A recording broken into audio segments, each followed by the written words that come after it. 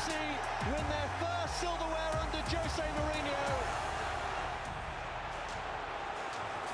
Who's rolled it in here for Kai Havertz, and Chelsea score promptly. Chelsea now maybe too far ahead. Antonio Rudiger takes a giant leap towards Wembley. Thomas Tuchel's team were utterly dominant. Jota goes on, and he's dangerous, and he scores! Diogo Jota puts Liverpool in front in this semi-final. Liverpool are into the final of the Carabao Cup. Jürgen, Diogo Jota only fit enough to be on the bench today. Do you hope to get any minutes out of him?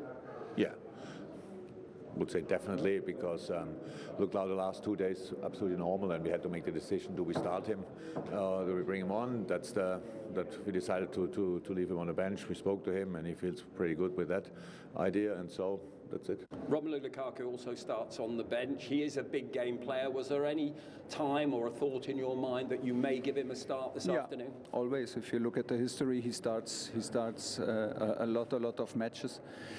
But today is about, for us, we think it's a bit more about running and running behind the line, and Kai, Christian and Mason are today, from tactical point of view, from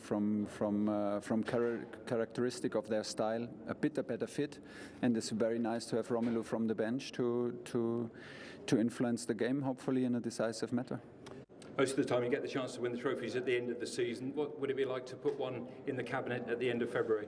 Yeah, it would be my first one, obviously in the middle of the season, so it's absolutely fine. I would take that, and it's actually, I'm not only since yesterday in England, I know about the competition. We were here already, like in my first season, so we would have taken that time, but it's completely fine. We don't need a lot of time afterwards to celebrate. It's if we would have a night tonight, that would be enough. Thomas, this is a huge cup final today, but understandably the eyes of the world are also on the events happening in Ukraine. Yeah.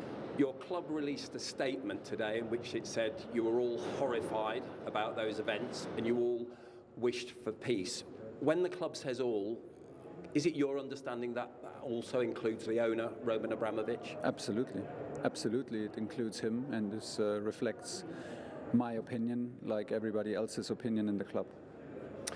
Yesterday, Mr. Abramovich himself released a statement in which he said he was temporarily relinquishing the control of the club to your charitable foundation.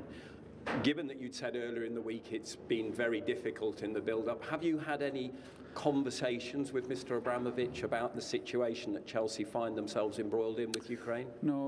No, we have not, which is absolutely not unusual, because I have a daily conversation with Petr Cech and a very regular conversation with Marina. They're both in charge of football, and in my understanding they will stay in charge, so that will not change a lot for me, actually. I did also not say that it was difficult. It was just a distraction, of course, because we are aware, we're watching news, and people are concerned, and like we said, we're also a bit shocked of the situation in the Ukraine. So this was more or less it. But at the end, approaching this final and this big final, we allowed ourselves also to be sportsmen, to be football players, and we allowed ourselves to focus on this match of football, and to a certain degree to enjoy it, because we know there are like much more important things out there than football, and still we are here to play a match of football, and this is what the players also deserve, and the spectators as well. Good morning to you. If you're joining us in New Zealand and Australia, Nigel de Jong and Andy Gray in the studio here in order to steer us through what we're about to see. That is, of course, the Carabao Cup final, live from Wembley between Chelsea and Liverpool. The first half is up next, live with us on BeinSports.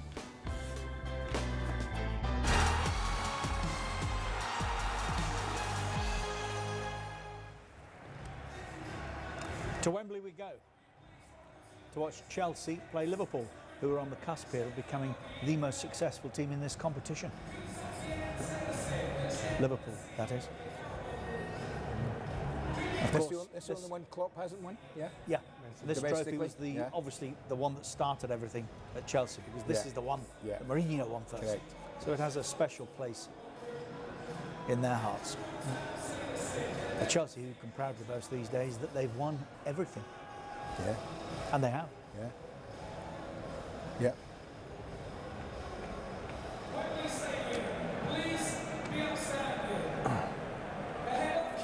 It's a cool banner. What is that in the middle of the pitch? It's like a banner saying the stories about the two clubs in a, like a cartoony kind of way. Okay. Tifo, I think that's called. It's comic art. That's it. I like that. Got some of that at home. So we would ask that you join us for a few moments to let the people of Ukraine hear that they have the full support of the football family.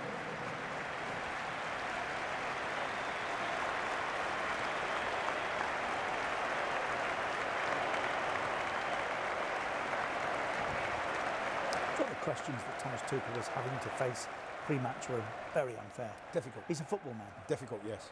He's not a politician. This is an enormous magnitude, what's happening in Ukraine, but what can he say? That's Bruce Buck, the American chairman of the football club, and he's also one of the trustees to whom Roman Abramovich has handed over custodianship of the club.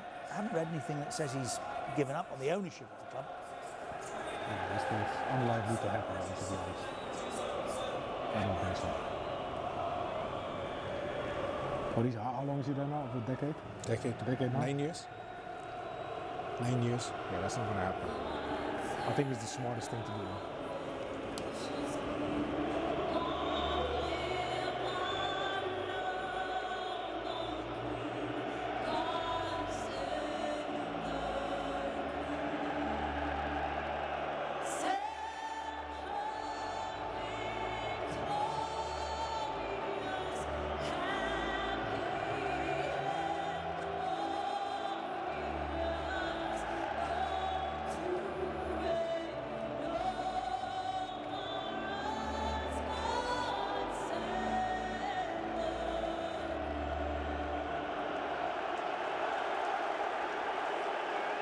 Now you know it's a cup final.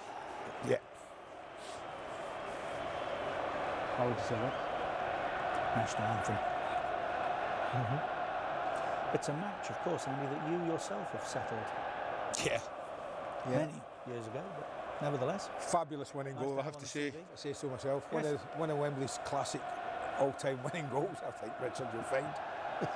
Rattled in from what, 2-3 yards, was it? Maybe two. Yeah. Maybe two. Hey, against England's #1 goalkeeper, I'll have you know at the time. That is true. Peter Shilton. Peter Shilton, yeah. Against the European champions of the time, I'll have you know. Nottingham Forest. Nottingham Forest, yeah. I'm a third-time lucky kind of guy, said Jurgen Klopp this week, having lost 2 finals at Wembley. He's hoping this is his year. Chelsea, Andy. Yeah, just the 2 changes, we've talked about it. Are you surprised he's brought Mendy back? Did you think he'd keep Kepa in as he's played all the other games tonight? Yeah, I know, but you want to play with your strongest 11 at the end of the day. Of course, Mendy is for me the better goalkeeper. At the other side, it's hard to explain that to Kepa as well. He's played the majority of the game, so it's a 50-50. But if I had to make a decision, I would go for Mendy. So Chalobah and Mount are the 2 changes in for Ziyech and Christensen. The rest is as it was, the team against Liverpool. Conversely, Jurgen Klopp keeps Kelleher. Yeah, Alisson back. He keeps Kelleher in the team, and Jordan Henderson, not surprisingly, comes in for Curtis Jones. Those are the only 2 changes from the team that thrashed Leeds 6 last time out. Do you know what I like about Klopp? He doesn't mess about systems too often. I can count on one hand how many times he's altered what he believes in, and he just goes, this is my best team, this is how we play, we go play. I just love the way he does it. They know exactly what's required of them, and they've got, as you say, Casey, what they've got that maybe a lot don't have, they've got the best players. That helps. That helps. You've got good players, there's a half a chance you're going to have success. Yes, especially when they're that good. What an impact he's had at Chelsea. Yeah, fantastic impact. I mean, first year they're winning the Champions League. Champions League, for 5 months, 6 World months. Club Cup. World Club Cup. Yeah. So, credit to him in the way how he reshaped that whole team, bringing back some important, experienced players as well, who were not playing under the spell of Lampard. So, yeah, credit to him. But he's got to make some difficult decisions. He was due to play. Thiago. Yeah. Thiago, oh yeah, Thiago out. Yeah, that's sorry, yeah, that caught me out that. Yeah, Thiago got injured in the warm-up, and Naby Keita has been drafted in. So you can see how upset he is. Yeah, it's a big moment. Everybody wants You ever to been injured in the It's a warm-up? big occasion. Never got injured in the warm-up? No, not me. I had to go to the loo a couple of times. that's it. I did a little bit, but that's about it. He didn't do a warm-up, man. Oh, you Hot you bath. really did it, Hot bath before we went out. No, but I feel for him. I Yeah, really it's feel a shame, man. I really feel for him. Who'd you fancy, quickly? Liverpool. Easy? Chelsea. Let's join our match commentators. Who do you? He always goes against the grain. Chelsea. Matthew Upson and Peter Drury. So as winter hints at spring on a glitzy, shimmering afternoon at Wembley Stadium, for the first prize of the season, it is Chelsea or Liverpool. What are you thinking, Matt Upson? Well, I've got a sneaky feeling about Chelsea. I know the form guide doesn't point in that direction, but there's something about this Chelsea team. Thomas Tuchel, the formation they've got, they're capable of grinding an individual game out, and I feel that, you know, this is what cup finals are made for. The form guide is formidable. Chelsea have won their last 6 games in a row, Liverpool their last 9. Each of these two is in the right habit. Each, to a degree, has forgotten how to lose. One of them today has to be a loser. For Jurgen Klopp, a reminder of his first major final with Liverpool, the 2016 game here, which he, like Chelsea on their last visit to this occasion, lost on penalties to Manchester City.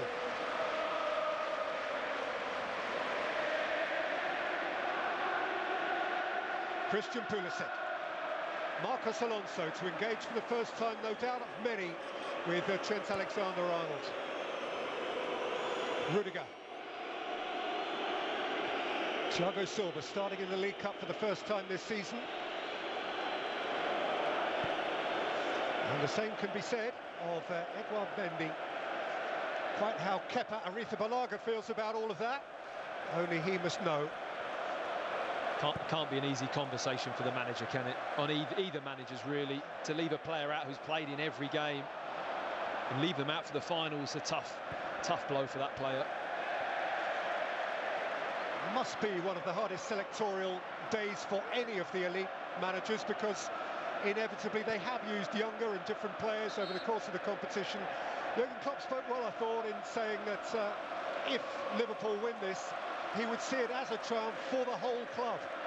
He acknowledges what the younger players did in the earlier rounds, and the first people he would share the joy with would be those in the academy, the under-18s, the under-23s, who played way back in the autumn. I think it's a really important message to send from the manager, just to show the value of what those players have brought to this tournament this season. It's really important, and that's something that Jurgen Klopp is great at, and Thomas Tuchel, to be fair. I think they really do galvanise a football club and have that kind of community and sense of together. And they're looking warily at each other right from the outset. Away by Van Dijk. Challenge from Chalobah, who's another who, until relatively late in the day, might not have anticipated playing in this game. Andreas Christensen injured in training only in the last day or two.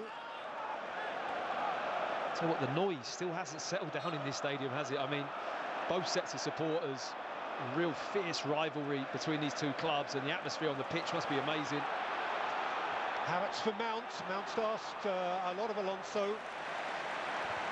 Trent Alexander-Arnold wins himself a goal kick. Just had to check his run there. Marcos Alonso knew if he'd gone earlier, he was going to get caught offside, and pace isn't his forte, really. He's not the quickest wing-back in the world, but he certainly has got a cracking left foot.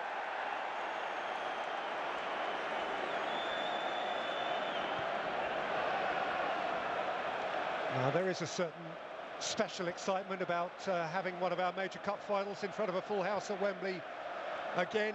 Feels like a long time ago. Chelsea have been plenty of times in front of fewer than this. They actually set an English club record today by appearing in one or other of our domestic finals for the 6th consecutive year. Chalobah. That's Piliqueta. Pulisic. I tell you what, if you thought that Trevor Chalobah was nervous coming into this cup final, it was a lovely piece of play there. The confidence just to skip past Diaz and flick that pass with the outside of his right boot. Really confident play. Sadio Mane. Mo Salah. Problem for Rudiger. Salah. Wriggling away from Alonso. Enlisting the help of Fabinho. Sifted wide for Alexander-Arnold. Alonso made the block, Henderson followed it up, Rudiger scratched it out. And Mason Mount is going shoulder to shoulder with Mo Salah. Salah's wiry strength did enough. Well, it's an interesting matchup, isn't it? Mount and Salah, very similar in stature, but Salah very powerful, low centre of gravity, done well there defensively for his team.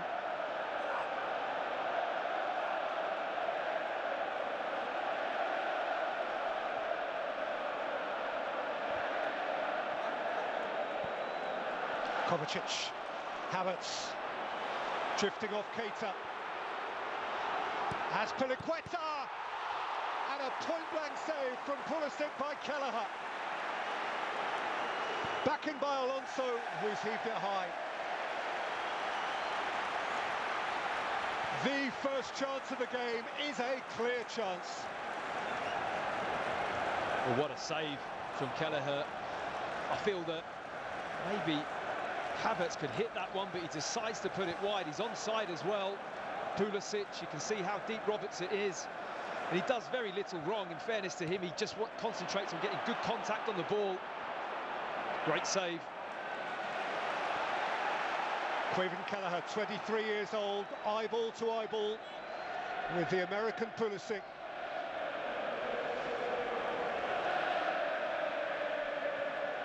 Kelleher played in the third round against Norwich, 3-0 win for Liverpool. He played in the quarter-final against Leicester and was a hero of the shootout. He played just one of the two semi-finals. Alisson did get a game then. Keita. Seeking out Diaz, in step Chalobah again. There's Conte. As Piliqueta. Fabinho threw in a shoulder.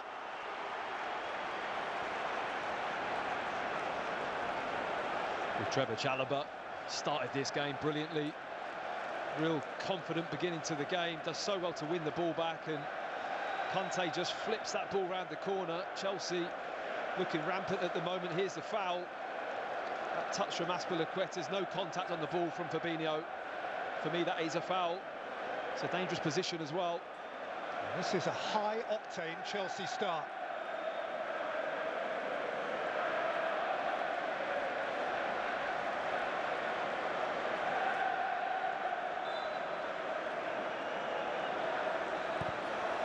In by Mason Mount, Rudiger's round the back, but he can't deal with that. That's a poor area to hit the ball from Mount. I think he's better than that. He just hits it so deep. Doesn't really give Rudiger a chance. Rudiger, one of three survivors in this Chelsea team from their last League Cup final 3 years ago. He did score in the second leg of the semi-final at Spurs.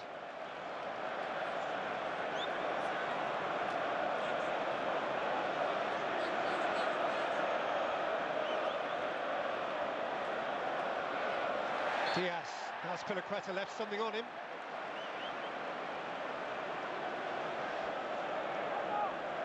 It's a little welcome to a cup final for Diaz from Azpilicueta. That is another interesting matchup on the pitch today.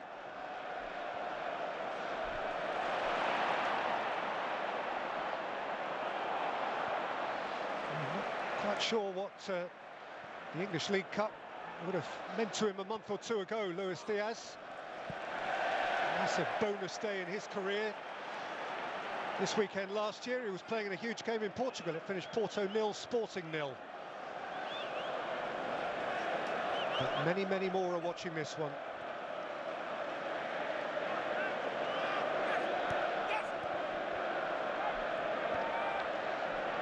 Kovacic for Havertz, delicately dealt with by Matip. Henderson. Mane. That's a great reach by Kovacic. Did so well just to get his leg around. Then he could have easily made a foul, couldn't he? But he just really cleverly put his leg around the side, won the ball first.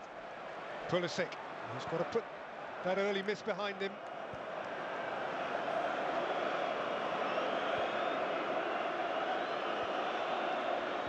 There's Piliqueta, Conte.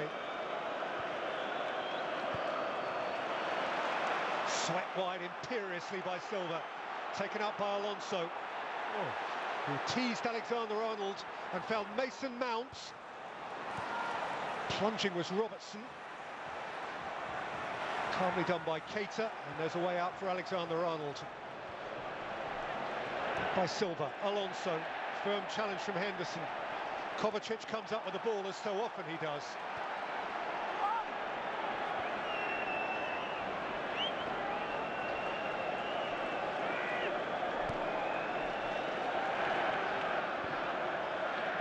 Chalobah.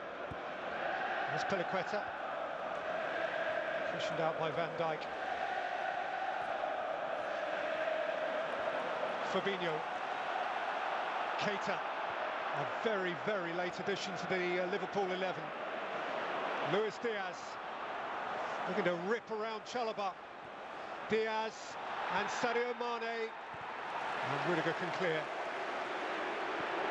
That first little taster for Trevor Chalobah of Diaz's pace and ability to stop is more the way he can stop on a sixpence and then go again.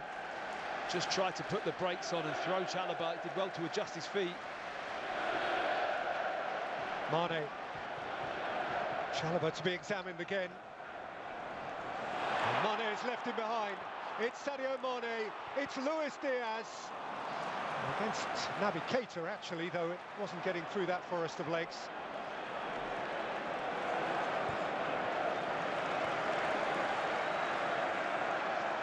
It's Diaz 1 minute, Mane the next. Be Salah next time up for Trevor Chalobah. On from Rudiger. Matip's in control. Mount follows it up. Havertz. Still Kai Havertz. N'Golo Conte. Chalobah. There's Piliqueta.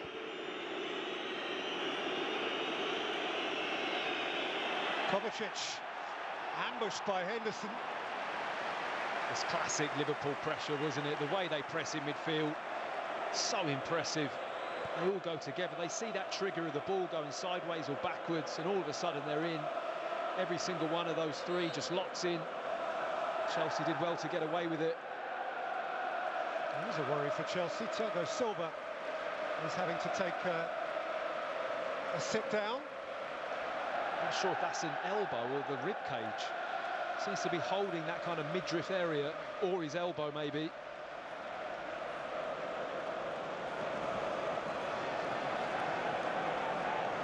Well, the Rolls-Royce clearly has at least a minor mechanical issue.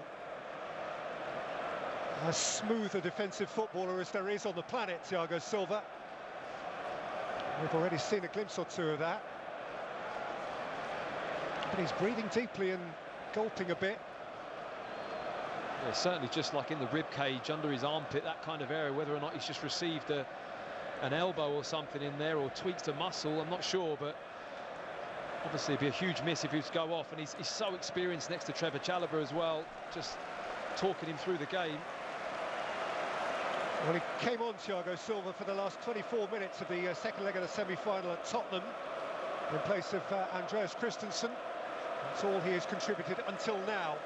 This was Chelsea's big chance. Yeah, it's a big miss, isn't it?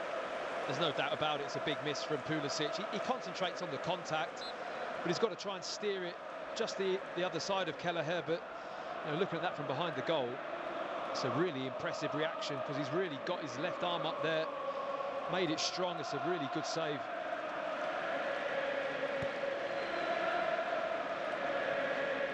He is a bright young goalkeeper who evidently Jurgen Klopp wanted to expose to a big-time final at this stage of his development. He has never let Liverpool down.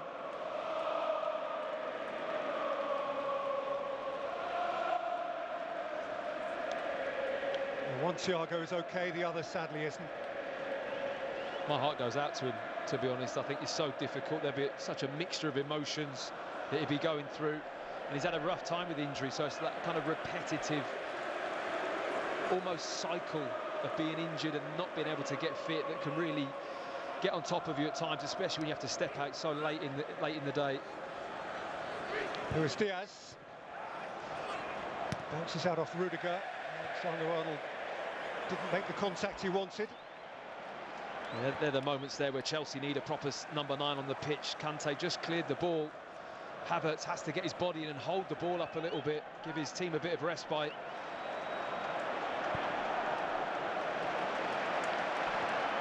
Robertson. Naby Keita. Sadio Mane. Joel Matip. Striding purposefully out by Rudiger. Chance for Havertz to turn, he's short of company. Now Kovacic joins him. And Kovacic with a delightful return ball. Havertz and Mason Mount against Matip. And Kovacic against Matip again. And here's Conte. And Diaz has robbed him and Liverpool can go the other way. What a pass from Kai Havertz there. Such a pick out, wasn't it? The cutback. Absolutely razor sharp pass from him.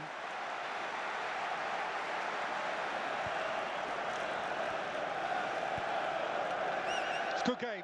First quarter of an hour, high tempo, high stakes, high energy. Robertson for Mane. Chalobah got there, Mane has kept it from him. It's Sadio Mane. And it's hoisted out by a prone Antonio Rudiger. Well, Liverpool really probing that Chelsea right-hand side. They fancy they're going to get something from Trevor Chalobah in this game. And Mane just able to pop up off the ground so quickly there. It is Trevor Chalobah's first team action since that fabulous 2-2 draw between these two on the 2nd of January. He injured his thigh in that game and hasn't played since. Well, that thigh's getting tested now, that's for sure. Diogo Jota is the big miss for Liverpool, though not entirely missing. Jurgen Klopp did suggest there might be minutes for him before the afternoon is out. He's certainly engaged in the occasion.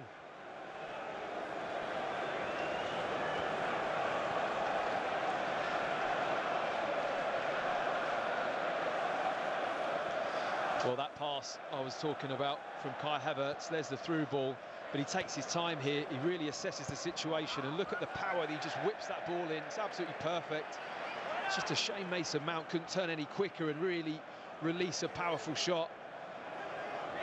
It's the second good chance that Chelsea have created.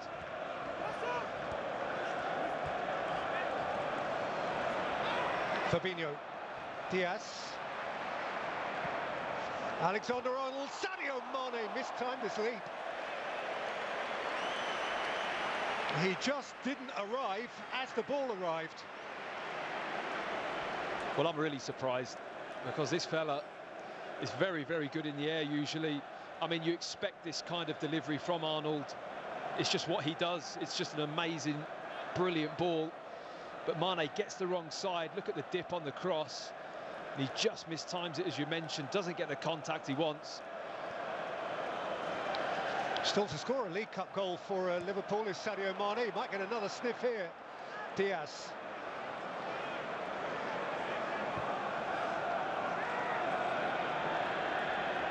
It feels like it needs a little bit of calm, this game, doesn't it? It's, what are we, 18 minutes in, it's been so frantic, they can't continue this pace. It's a fevered final. Henderson, Salah. Henderson, Fabinho. Keita.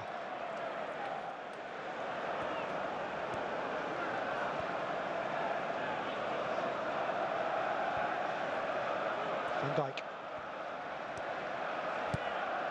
Robertson. Keita, who had to alter his mindset pretty promptly in the minutes leading up to kick-off. How tough's that, to get a call-up 10 minutes before a final? Well, that's why, you know, you should always warm up like you're going to play. And I think whenever I was on the bench, I would try and warm up, especially for at least 5 or 10 minutes before we went back in, like I was starting, just so that you're ready, because you never know what might happen. Sometimes see these little groups of subs just standing about, kicking a ball to each other, not really moving. Well, okay, you might be on the bench, but you could be on before the kickoff or even just 2 minutes after kickoff, so be ready.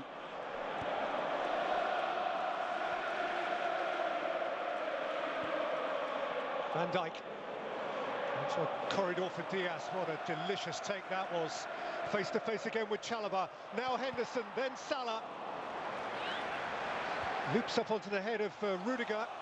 Partially clear as far as Mane, who got nudged in the back by Mason Mount, and Liverpool have a free kick.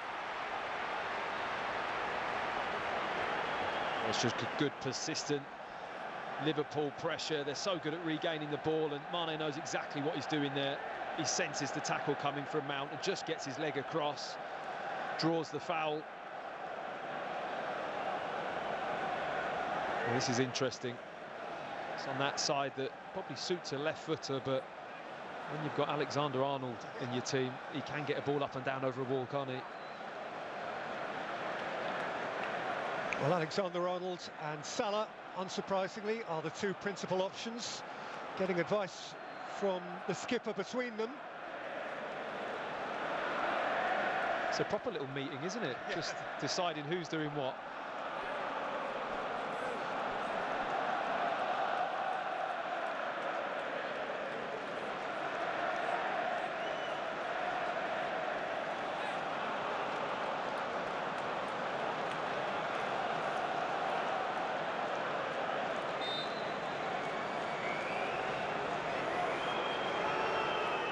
It is Mo Salah.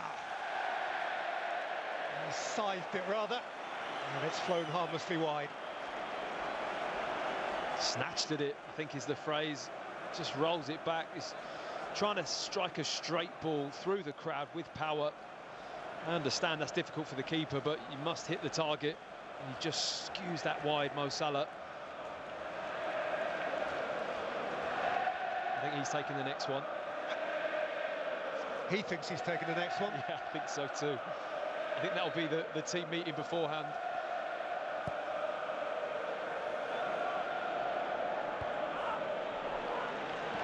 Azpilicueta.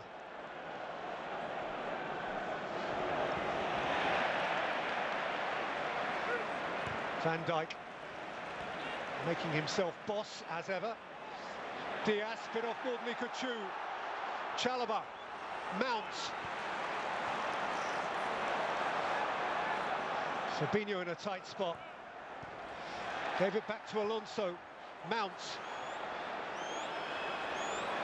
Conte. Just out of the reach of Pulisic. So the pace that these little moments are happening in the game, the regains of possession, the way that both teams are pressurising, and when they decide to go, it really is all in. Pressing all the way. Chalobah going a long, long way there, but really successfully winning the ball.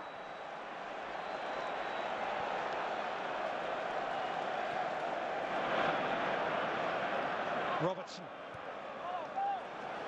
Diaz. Corner off Chalobah.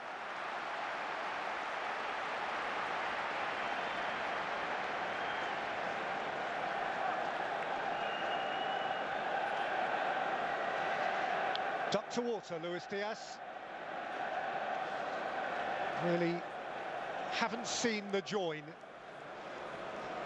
Absorbed into the Liverpool lineup as if he'd always been there. He certainly fits the bill, doesn't he, for a Liverpool front three player.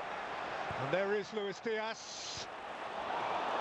Mount's header out, Fabinho's header down. Struck by Van Dijk with fair power. But it bounces out for Mount, who pushes and runs and couldn't get around Keita, who is penalised. Well, Liverpool are up in arms, but I actually feel that the referee's got that one right. I don't think Keita had any real intention of trying to play the ball initially. He wanted to run across the path of Mount. It's never nice to get the ball knocked past you and then ran round, but I think Mount was on his way and Keita knew it.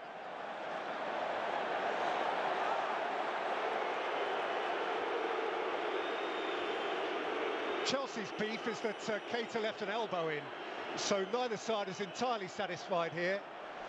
Was given a foul to Liverpool as well. I mean, I felt that Keita runs across Mount. He knows he's going to beat him, so he tries to get across him. Perhaps it is just 6 of one, half a dozen of another. There's not much between it. Two players jostling. He does catch Mount, but he's just trying to get his arm across him to win the ball. Proper 50-50.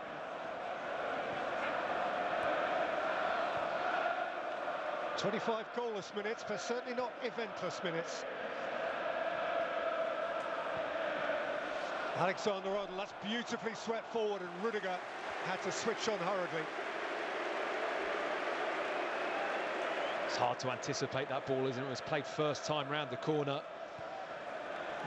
Really good understanding they have together, Arnold and Salah. Henderson. Alexander-Arnold, nice thought. Mane was on his heels. I mean, sometimes he just sees things too quickly. Alexander, too quick for his teammates. Alexander-Arnold does. I mean, his one-touch passing.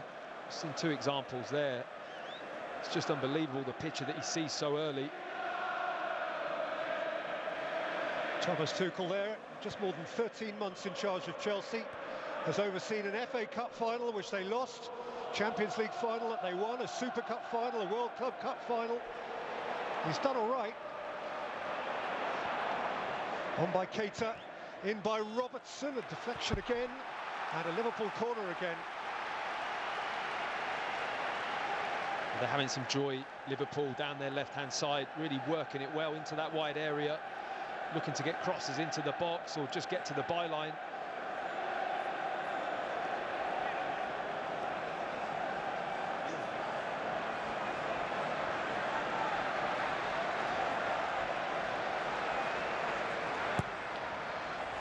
In by Robertson, and ball shout from 1 or 2 Liverpool players, relatively muted. Here's Luis Diaz. It's going to be reviewed. I think Rudiger's the potentially guilty party. There's Matip. Check in any case is complete. Rudiger or Azpilicueta involved. It's very hard for the players to react when the ball just drops in the box like that. Here we see it here, it just comes in, it kind of hits Azpilicueta's thigh, cross arm, and then down into Rudiger's feet.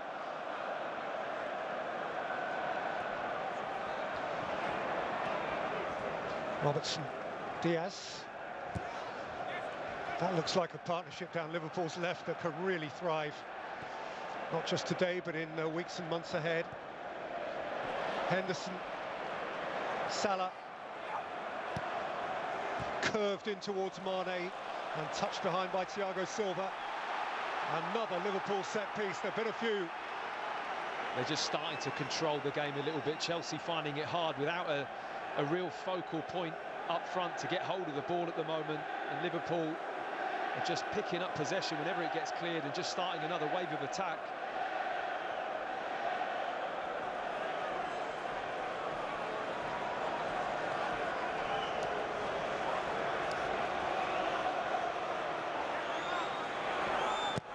Alexander-Arnold with a deep corner. Van Dijk was rising for it. Nudged out for Conte. And for him, anywhere would do. What a brilliant take, though, by Salah. Sadio Mane. Alexander-Arnold in for Henderson. Conte's where he needs to be. But then his clearance is merely into no man's land, and it's going to come back. Arnold really has got his passing boots on today. That right foot. He's picked out 3 or 4 really good passes so far in this game.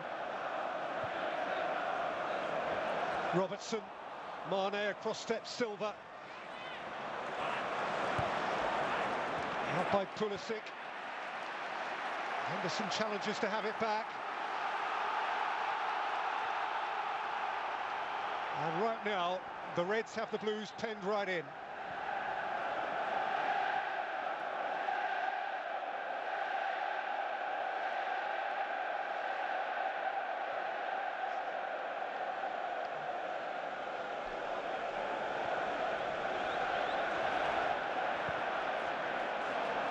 Van Dijk, Diaz, deliciously taken, driving at Chalobah, in for Mane, and touchback for Naby Keita, and Mane, oh, what a block, what a block. He simply had to score, he was bound to score, he was compelled to score, Mendy was not having it. Wow, you're not going to see many better saves than this. It's an absolutely fabulous reaction. It doesn't get any better for a second phase from a goalkeeper to make that save. How he gets up and throws himself in the way of that. What a save from Mendy.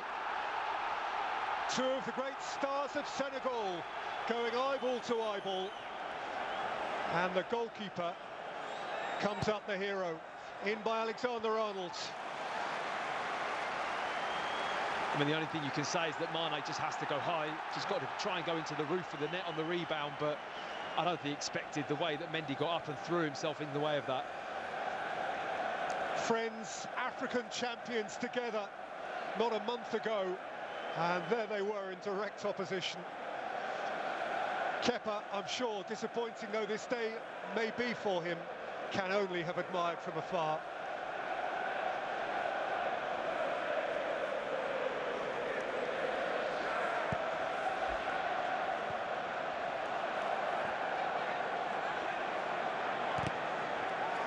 It is still 0-0, isn't it? Yeah. I mean, it's just... Shouldn't be. Can't take your eyes off it, can you? Brilliant game so far. Such quality as well.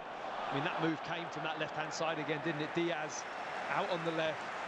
They really have this ability of being able to find that ball into the middle, into Mane's feet. And then once he gets turned, he's bringing all sorts of different midfield players, other strikers into play. It's really hard to deal with.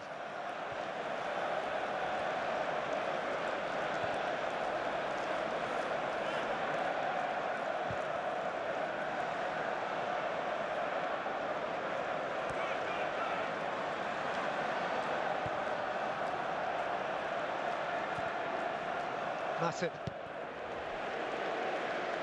Crunched back by Rudiger. He is beloved of the Chelsea fans. Very much a fans player, Antonio Rudiger.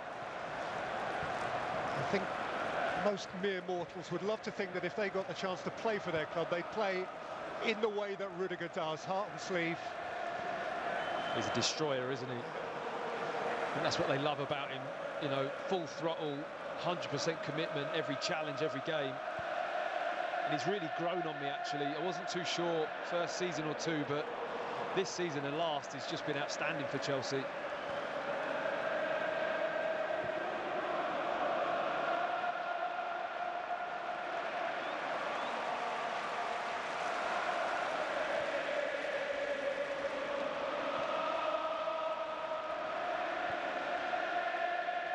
Mane.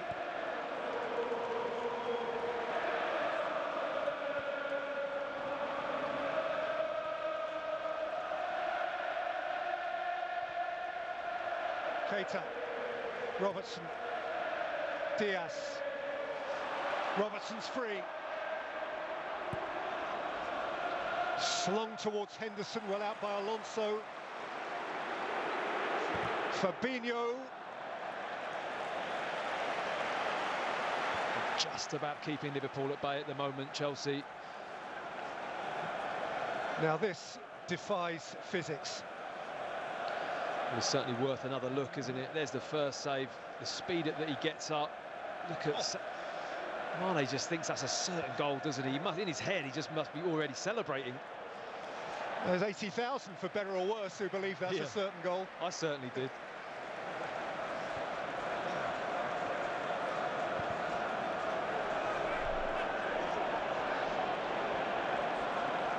On the subject of 80,000, and without wanting to bang on too much about this fabulous atmosphere, I confess, Matt, I'd forgotten what a cup final really sounded like. You know, this is a beautiful thing. Matip, Mane,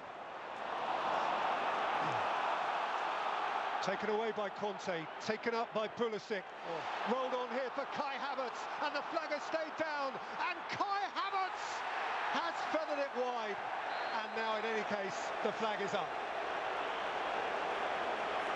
Well, I wasn't too sure if it was offside. I felt he might have just held his run enough, but this is the danger that Liverpool face. When that turnover happens, yeah, he's clearly offside.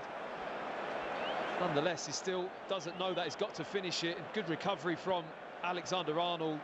And credit to Kelleher just coming out and making life difficult for Kai Havertz. He's certainly not a player you could accuse of lacking poise on the big occasion. The man who scored the goal that made Chelsea European champions and then scored the penalty that made them world champions. He is the man for the moment. Well, the goals just aren't flowing for Chelsea at the moment, are they? It's the problem they've had. You compare the goal scoring of Mo Salah. I think he scored more in the Premier League than their whole front three put together.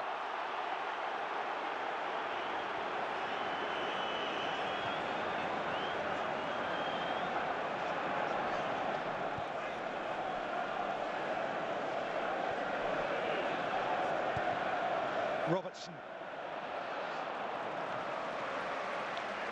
And then he gets the chance to smile at Mane again. Well, Romelu Lukaku has barely had a mention up to now. There's a good reason for that. He wasn't picked again. Van Dijk. Diaz. Sadio Mane. And Jordan Henderson looking to move it on for Salah. Alonso away. Robertson back in.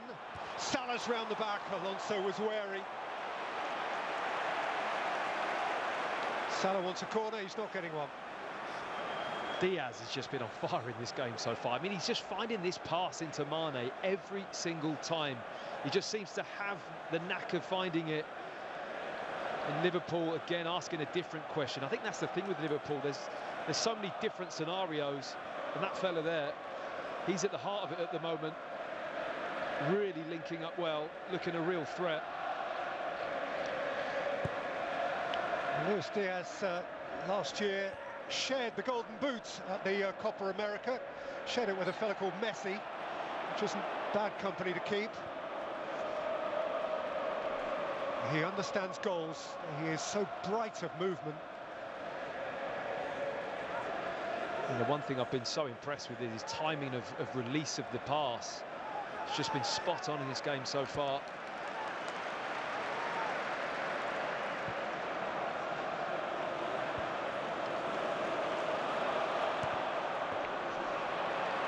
Alonso's clearance hit Alexander-Arnold. Rudiger had to keep it from Salah. I mean, that was a two-footed seater tackle from Rudiger, very much in keeping with his style. Got to get it right, haven't you? You have to get it right, otherwise you're in big trouble. Conte, good win, but to no avail. Here's Robertson. Diaz ahead of him, and Diaz is dangerous, and Kovacic went in bullishly at the back of Mane, but Stuart Atwell considered cleanly. Alonso searching diagonal, and Havertz, and Christian Pulisic, and Kelleher beats it out.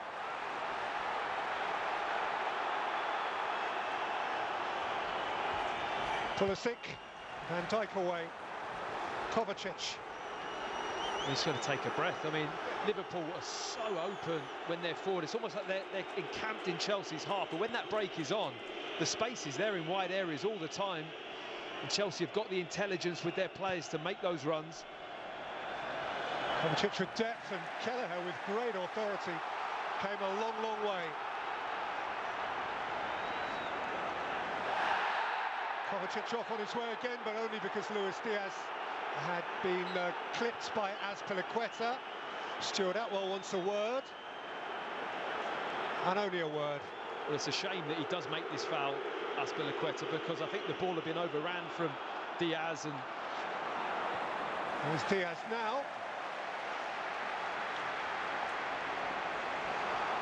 And he's won a corner. Just can't take your eye off it. Really is a very good game. I'm considering this is 0-0. I mean, it's been a super matchup so far. Well, these two have played out two exhilarating score draws already this Premier League season. There is rarely anything between them.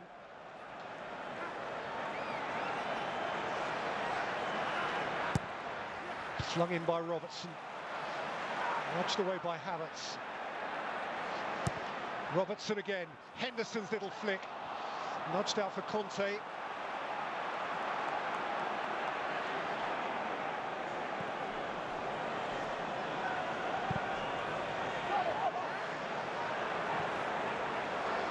Henderson. Robertson. Matip was the challenge. Mendes was the catch. Now, 2 draws this season, 2 away wins last season. Their last neutral venue meeting actually was in Istanbul in the Super Cup. And that finished in a 2-2 draw and went to penalties. Don't be surprised if we're going all the way today.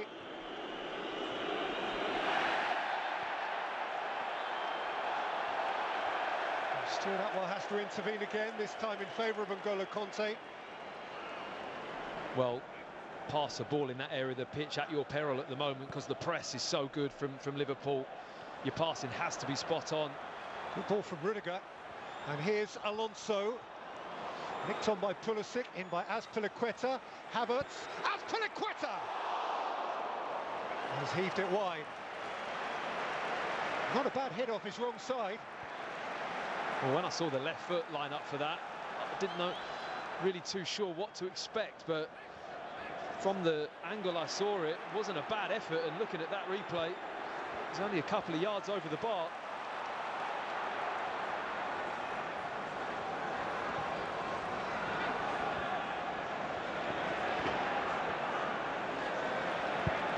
Diaz.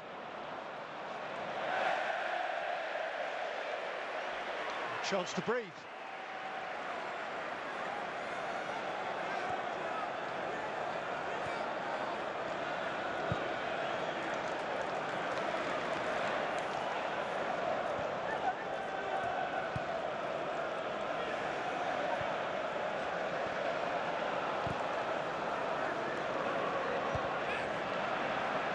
Headed forward by Van Dijk, on by Salah. Sadio Mane. Rudiger got between Salah and the ball, and in any event the flag was up. Wouldn't have counted.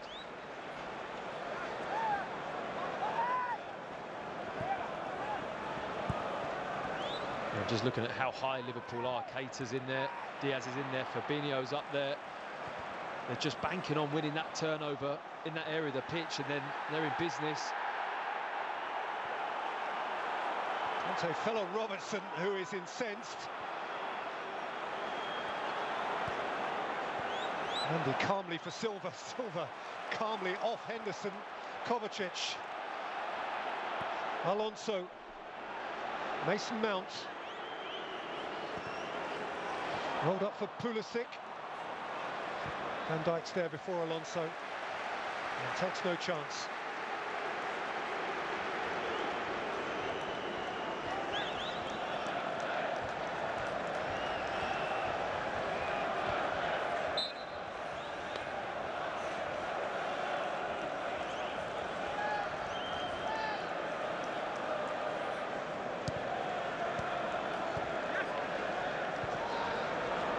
Kovacic.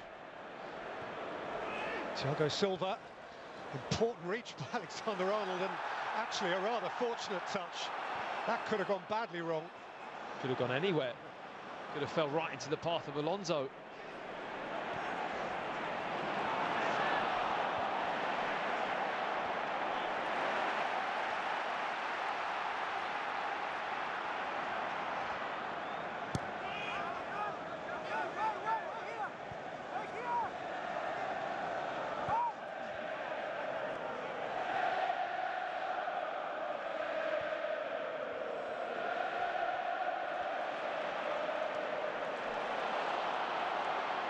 Pulisic. Havertz. And Mason Mount! Still no. Still astonishingly no.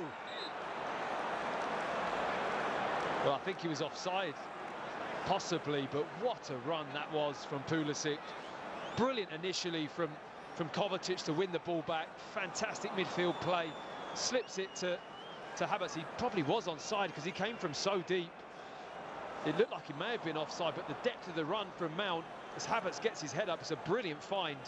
And how he hasn't hit the target there, I have no clue. It's definitely onside. It's full pace. He's just got to hit the target. It's a goal. Unbelievable miss. He can't believe it.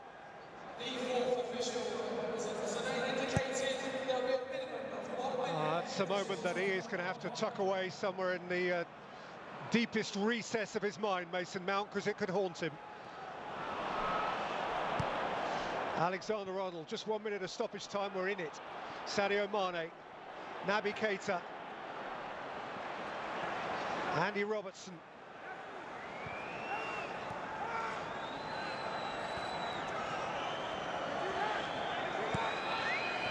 Diaz. Keita. Fabinho. Salah. Henderson. Alexander-Arnold. Salah. Poked out by Silva. Hit long by Kovacic. Well, you won't see too many better goalless halves of football than that. That it is goalless is in itself simply extraordinary. Christian Pulisic could have scored very, very early. Kelleher made a fine block. Mount could have scored right at the end. No goalkeeper required, but the most extraordinary of all the goalkeeping moments came when Edouard Mendy somehow, from next to no range at all, prevented Sadio Mane from scoring for Liverpool. So we do reach the break at a bemused but noisy Wembley, with the scoreline still reading in the 2022 Carabao Cup final. Chelsea 0, Liverpool 0. That's as good a 45 minutes of football you'll see without a goal being scored in it. Agree entirely with Peter. It's how football used to be played. How teams want to be on the front foot. Yes. Is there a reference to somebody? Was that before Man City? That was now we're before coming. Manchester City. Now we're coming somewhere. Now we are getting somewhere. Chelsea 0, Liverpool 0. Has to end today, of course, one way or the other. Nigel de Jong and Andy Gray. Their thoughts in just a moment.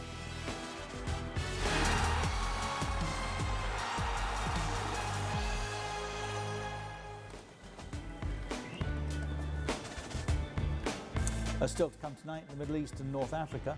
Lyon play Lille. Channel choices to the right-hand side there. And Barcelona are in action later as well. What have we got here, gentlemen? A good game. A really, really good game. Why? Because it's intense, it's quick, it's passionate. Teams are moving forward continually. One team loses the ball, the other team immediately tries to go on the offensive. It's been wonderful stuff for a cup final to have had in it, and the only thing missing is a goal. No, I agree. I agree to disagree, I have to say, because I can see you smirking already that you love seeing these two teams going at it. He's a bad man. I love to see football played like this, with teams on the front foot, creating opportunities and rewarding people who have spent a lot of money getting to this game with a wonderful 45 minutes. I'm not saying here there wasn't a wonderful 45 minutes. Yes, the two teams dominating both ends of the pitch and try to get forward and score goals as well. And the opportunities were much better for Chelsea, I have to say. I think Chelsea, missed the opportunity to go ahead after 45 minutes. But nevertheless, even Liverpool tried to go forward as well, and the intensity was there, the energy was there. Is this a must score? In a cup final, yeah. Even though it's his wrong foot, it's his left foot, but even though then doesn't have he to needs do to it, score no, now. Nige. He just has to guide it. If he guides it, get in on the far post to his right, he scores, and he's good enough to do that. What about this one then? Is this a must make opportunity?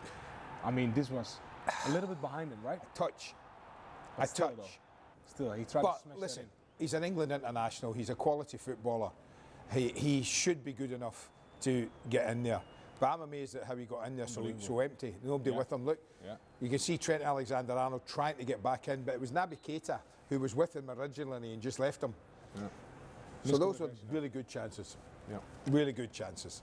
You can see he knew as well. That's a big. Can I ask you about the Mendy double save? Because sensational. The second one, sensational. But if Mane had scored from the rebound, would we be half criticising the goalkeeper for not getting it wide of the goal and only pushing it out in front of him? I think so. I think if he doesn't make that save, we all sit here in the studio and saying like he has to push it outside for a corner kick. Second save's brilliant, isn't it? But the second save is amazing. I mean, we had a discussion before the game, right? Would you start Kepa instead of Mendy because Kepa played the majority of the games? This is your answer right here. I mean, for me, he is the best goalkeeper in the world at this stage right now. And he got robbed from the award this year, but that was a fantastic save. In my humble opinion, the answer to your question is yes. Would you? Because he hasn't got it far enough out of danger, has he? We kind of say that. We always talk about the goalkeepers when they have to deal with shots is pushing it away from goal and not dropping it back out in front of them. And listen, I know Keita smashes this. He hits it brilliantly. And it goes through the legs of two.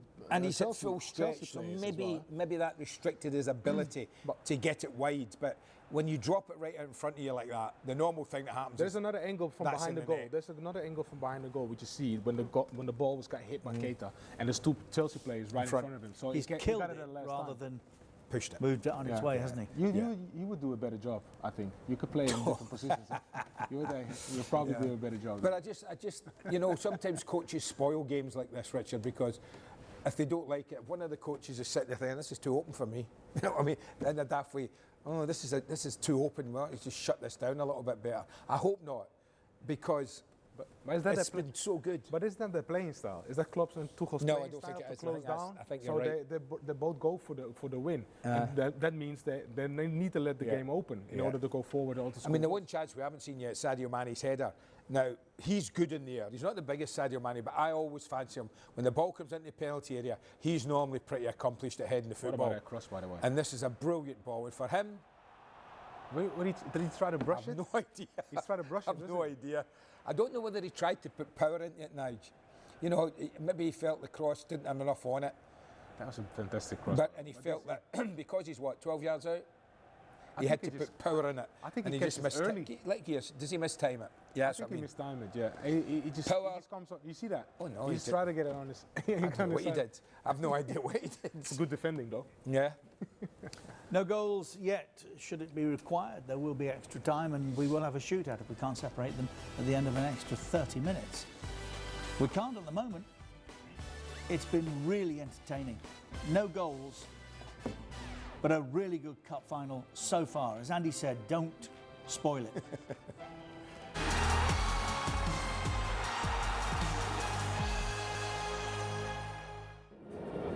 Well, I've had the pleasure of watching this half with none other than Marcel Desailly, and as we're walking down to half-time, that Mount miss and his reaction, ooh la la, how did he miss that? Obviously the same belief as well for Kai Havertz, although his big chance, of course, would have been offside. Anyway, he has been impressed by Mane. You remember that Mount actually gave away that free kick to Mane in the 21st minute, and Desailly said that was very cute, the way that actually Mane leant into Mount. He saw him coming, and he said that it's just a beautiful skill, beautiful football to have that peripheral vision. Also, be keeping an eye on the sidelines. It's getting toasty between Tuchel and Klopp. Klopp is not a happy man, and there have been a couple of moments you were like, oh, that wasn't caught on camera. A few little bits of chats. Lukaku warming up in front of the Chelsea fans a little earlier. A ripple of applause, but not a big show of support. But they certainly love him to make an impact from the bench, wouldn't they? Jota warming up. Klopp said pre-match we expect to see him. Just a question, Andy and Nige. Have Liverpool targeted Chalobah? Have they been going left as often as they can with a plan? I don't know. It's possible. But, I mean, if I was targeting Chalobah, I think I might have targeted him with Mane or Salah, who you would think, I wouldn't have targeted him with, you know, the young kid like this, maybe with somebody like him. Listen, there's been a couple of times when Chalobah's not defended as well as he might have done, but targeting him, not sure. Not sure, no. It's not impossible, but not sure. So coincidence rather more than a plan. It might be. I mean, 4 times in a game that we've seen this. It's 4 times in 45 minutes. Not a lot. Not a lot, man. Especially as a defender. I mean, you know, it's not. This led to the save, of course. To that save, yeah. Yeah, okay, but this was not really a 1v1. I mean, he got another colleague of him helping in that situation. Well, but nevertheless, we it keep was an eye on second no, half. definitely. But I mean, the kid is playing good. It's not like he's not playing well. He's playing okay, and you know, he doesn't play that often. So for the time that he's doing now and the way how he's playing now, he's doing quite well. So targeting, not really. I think what I'm surprised of is that there's not a lot of danger from the right side from Liverpool with Salah, because if you're really honest, we haven't seen Salah in the first 45 minutes from that side. So you could also say the opposite thing. Is there not enough threat from Liverpool from that right side? Yeah. We wait for the first goal. Who blinks first? Matthew Upson and Peter Drury. This is the 68th meeting of Chelsea and Liverpool in all competitions since the year 2000. English football's most played match of the 21st century. They've met in 10 Champions League ties, including a couple of semi-finals, an FA Cup semi-final and a final, a League Cup semi-final, a Community Shield, a Super Cup, and now a second League Cup final. And it has been a belter so far. Here's Azpilicueta for Chelsea. Van Dijk's header out, Fabinho's header out, Kovacic. Alonso.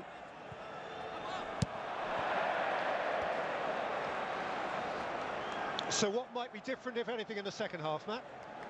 Well, judging from the start of the second half, nothing, to be honest. I think it's just all systems go. Both teams, both managers have put the same set of players out on the pitch. I don't expect there to be much change in game plan at all, to be honest. And it's just whether or not Chelsea can catch Liverpool out with how controlled they've been and winning the ball back in the middle of the park. They get that one crucial turnover or breakthrough in passing. Liverpool are open at times. Remember their last meeting in the League Cup final 17 years ago at Cardiff, long before he was, as it were, a twinkle in Liverpool's eye. It was Rafa against Jose then, and they had a right royal battle on the touchline, and Jose fell out with the Liverpool fans. Liverpool had a lead inside the first minute. John Arne Riise, the equaliser, a Steven Gerrard own goal, and that did go to extra time. Mateo Kejman scored the goal that mattered most for Chelsea that day. It's a name I haven't heard in a while.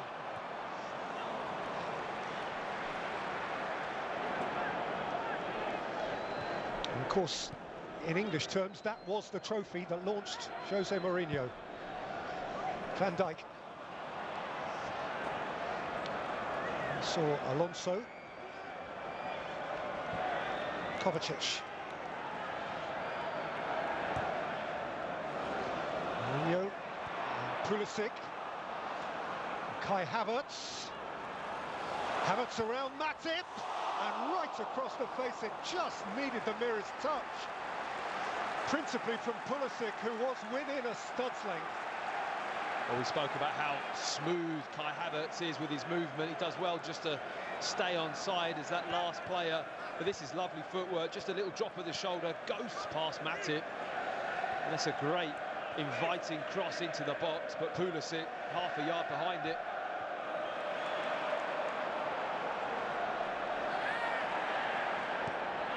Diaz. Sadio Mane. Mo Salah. Rudiger stood his ground, and no more, says Stuart Atwell. The German simply didn't give way, and that was his entitlement. You can see what Mo Salah wanted. He just wanted to pop the ball around Rudiger and for him to give the foul away, but I think Rudiger does enough just to hold position. Perhaps he does edge a little bit into his path, but not enough for the referee to feel it was a foul. There's Piliqueta. Pulisic. He has found a way over the top, and extraordinarily, Mason Mount has hit the inside of the post and seen the ball roll across the line, teasingly.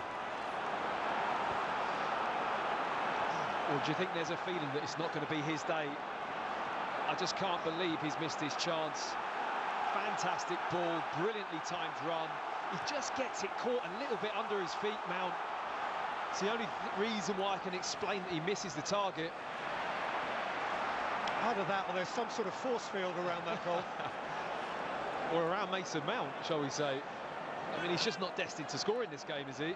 There's two chances there that normally bread and butter for him with his finishing. He's missed both of them. And it's again Chelsea creating the better chances. Felt like that in the first half. I thought the two chances they created were the best two chances in the game, bar obviously the great save from Mendy with Mane.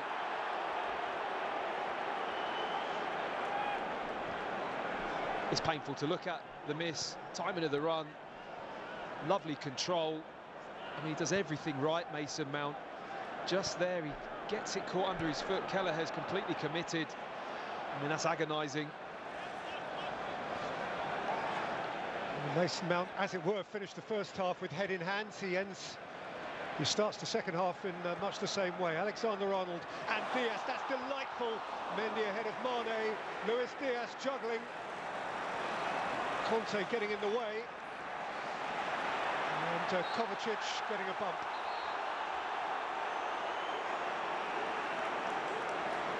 I just love it when Kovacic gets the bit between his teeth and he goes ratting after the ball like that. He's got real purpose and intensity, but Chelsea reliant on that man again to be brave and really forward-thinking from their goalkeeper to come out and deal with that ball. Got a bit of a knock for his troubles, but it's a really good early decision. Very similar pass to the Mason Mount chance, that little clip over the top, but Mendy's so alive off his line. Brilliant goalkeeping again.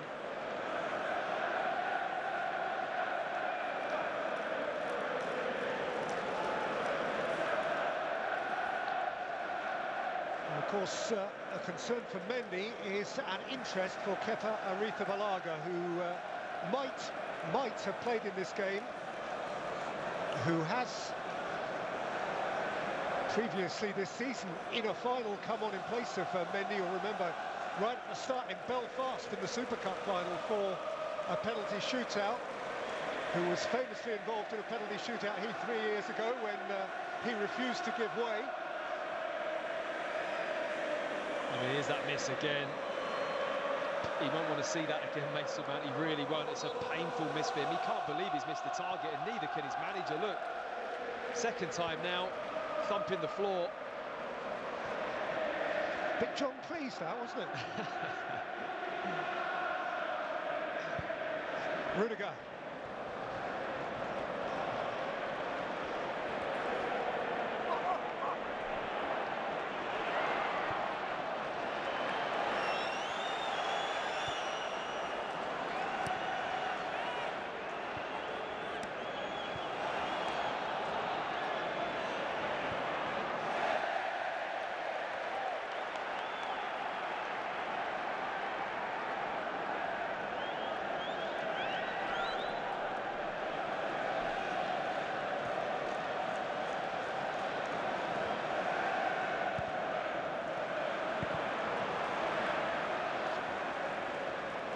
Van Dijk, Keita, Robertson.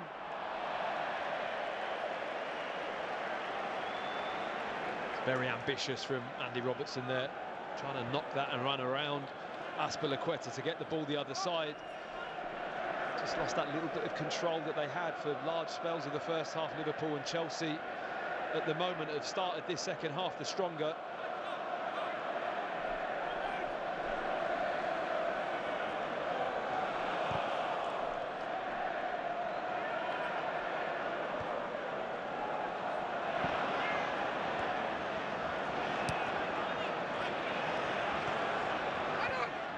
Alexander-Arnold.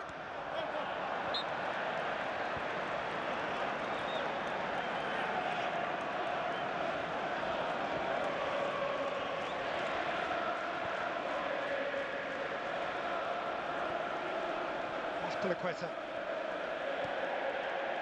Got it back from Pulisic. Looked up and saw Havertz, but Matic was equally aware.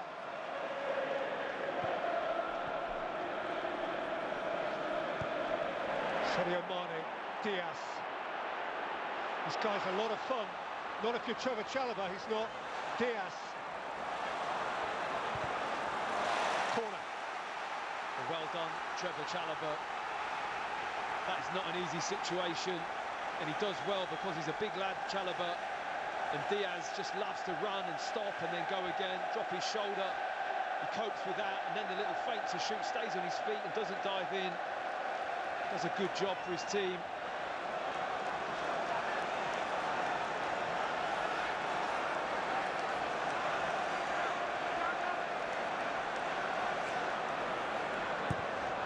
Robertson's corner was a flat and disappointing one.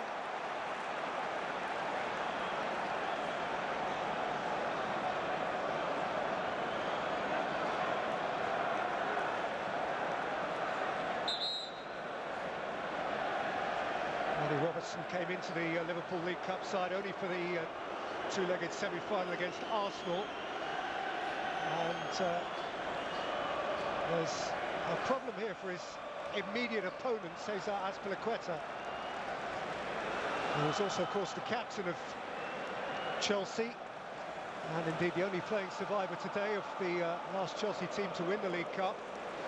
And if he has to give way, then he would do so to Reece James, who I'm sure you'll be well aware has been out of the picture for quite a while.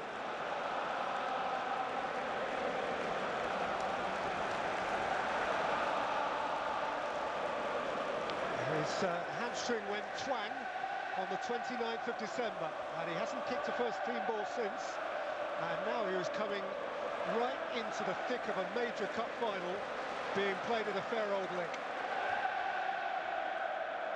It's a big task, isn't it? A big jump for Reece James. Azpilicueta certainly going off the pitch. He wouldn't call on for treatment if he knew he didn't have a serious problem. And Reece James has to try and get up to the speed of this game very quickly. Still being played at a frenetic pace, nearly an hour in. Reece James, who earlier in the season was sent off at Anfield, you'll recall it's a long while ago now, for a handball offence on the line. Much sympathy for Cesar Azpilicueta, but warm good wishes from him to the man who replaces him. He's already had a massive impact on this League Cup run, has Reece James. He actually scored the decisive penalty in the shootouts, both in round 3 and 4, against Aston Villa and Southampton.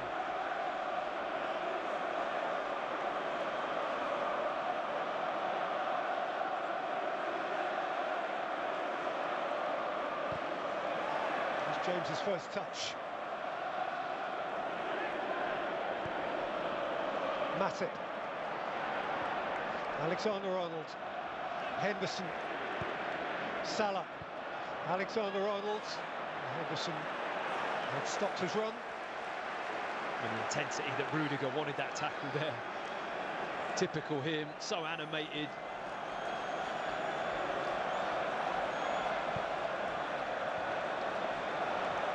Pulisic. James. Helped out by Chalobah.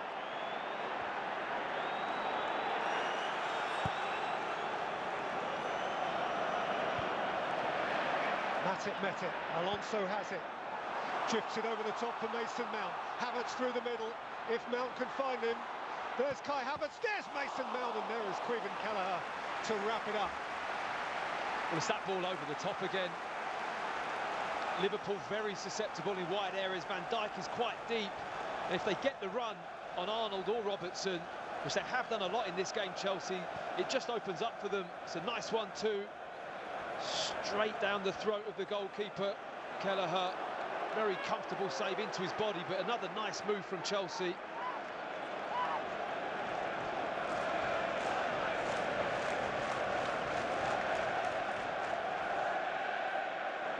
They're looking the more threatening, Peter. I have to say, Chelsea, the second half, very measured. they seem to have that little understanding that when the ball's in the middle of the park and Liverpool have pressed on, that space is always down the sides, and Van Dijk and Matip don't really want to come wide out of that central position.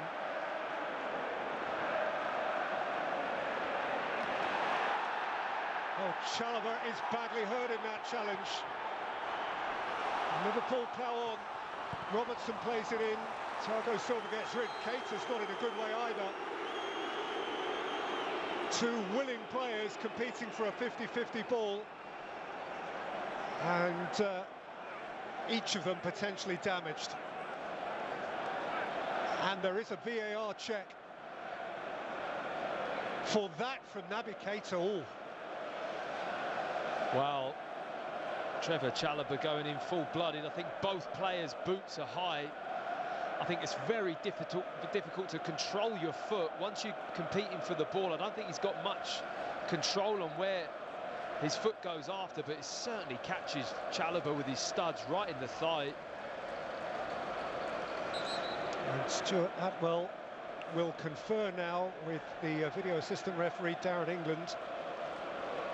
It's hard to say, isn't it? I mean, both are going intentionally. There's no doubt that he's caught Chalobah, whether or not that is the defining reason. I mean, both boots are high, both players challenging for the ball. Well, Keita, as you see, up on his feet and willing to plough on, though still wincing. The check is complete. There's going to be no further disciplinary dealings. It's very 50-50, Peter, wasn't it? I mean, OK, Chalobah comes out the worst and Keita catches him, but such as the intensity of this game and how it's been played, you know, that's what we've all enjoyed about this game, those type of challenges and that type of commitment. Another one missing long-term for Chelsea has been Ben Chilwell, of course. He looks on rather ruefully as the coaches look on wonderingly.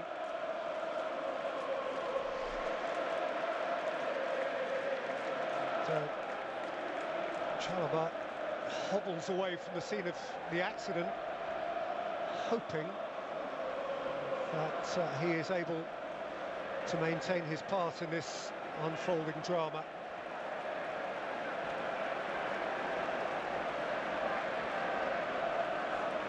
Looks okay, mercifully.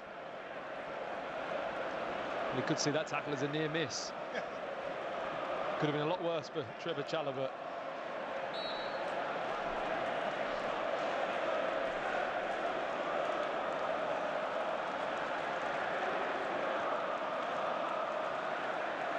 Havertz.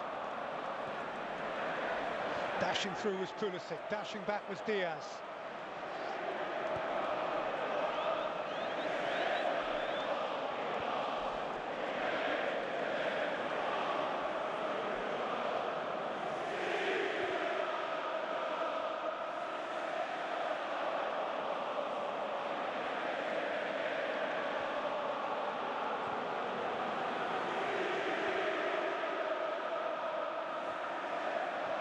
Van Dijk, Robertson, get it back from James. Fabinho.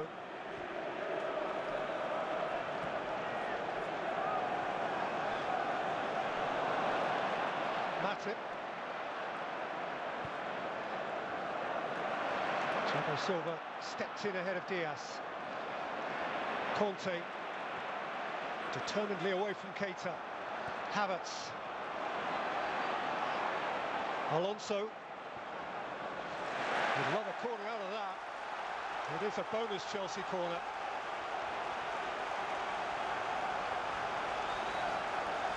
Right in front of the Chelsea supporters as well, who are in top full voice behind the goal.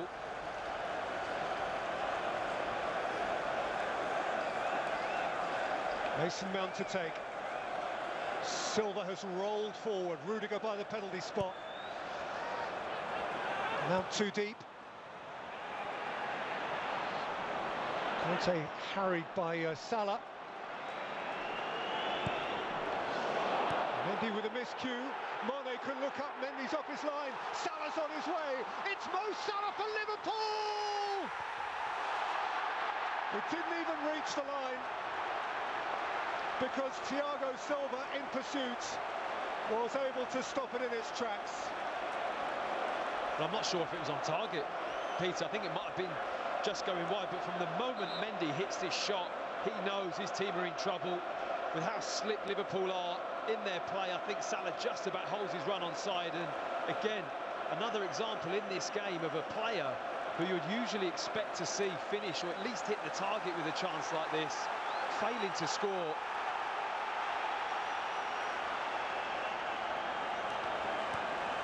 Salah cross goal again. And Reece running it away. Harum scarum. Keita. Who is anyone to tell Mo Salah how to finish? He is one of the very best, but funny enough, almost like a golfer in lifting it over the goalkeeper. He put sort of check spin on it, didn't he? Yeah, it naturally happens, I think, when you try and chip it like that. He opted to just lift it over Mendy, who had to make up for that error. I mean, he came out and really made a good angle, made it hard for Salah.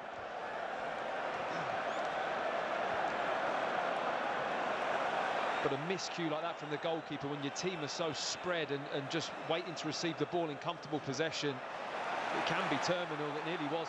Liverpool nearly really punished Mendy. Henderson driven to Salah. Salah muscled over by Alonso. Liverpool's free kick.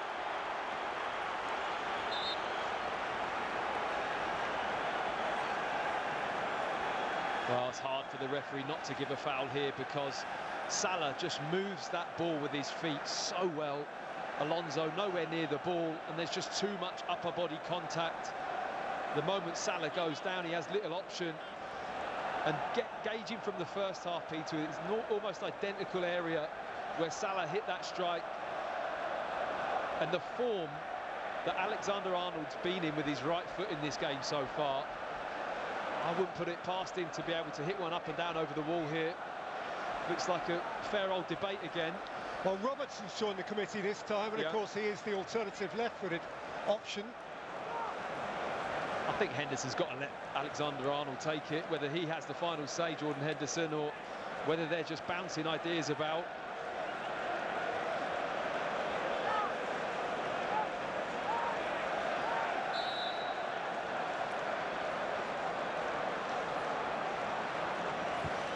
Alexander-Arnold and Sadio Mane, and finally Liverpool lead! Bundled over the line by Joel Matip!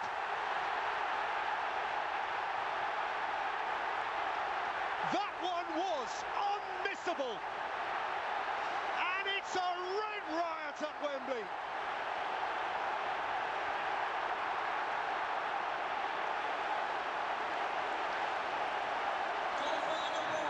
Well, somebody had to score in this game, but it's the most unlikely of scorers, it has to be said.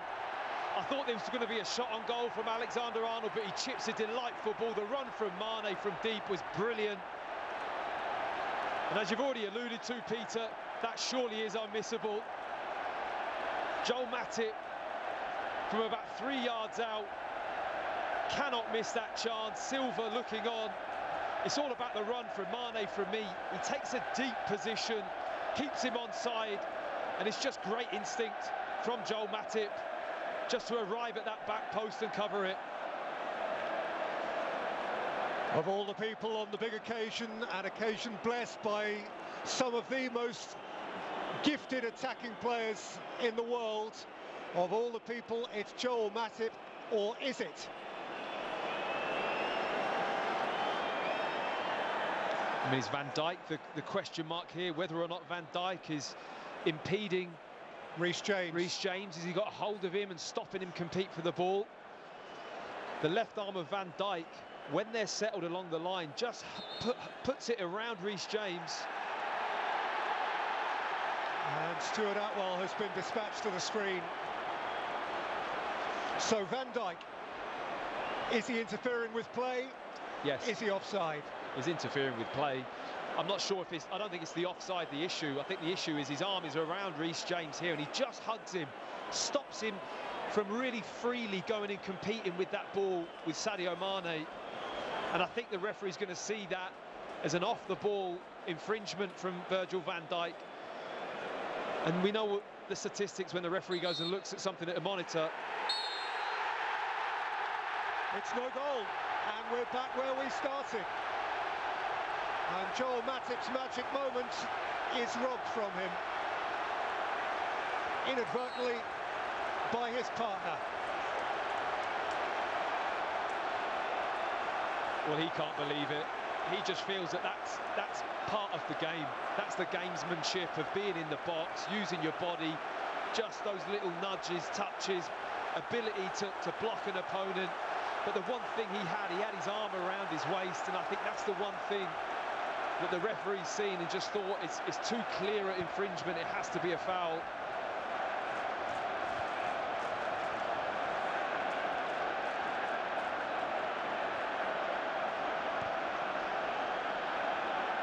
Forward by Matip, out by Chalobah.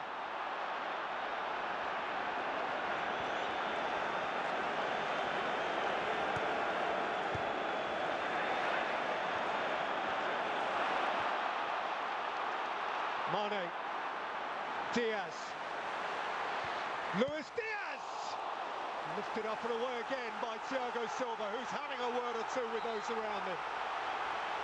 Well, that reaction from Silva, calling on his teammates to really tune in and switch on. They're under big pressure at the moment.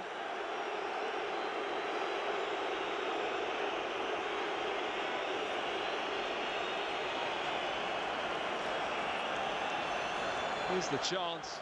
Diaz again, just that little turn of pace, and Silva bang in the right position. Whether or not he just catches his goalkeeper while he's clearing that ball, Mendy doesn't look too happy. Mendy's been brilliant today. He's been in the wars today.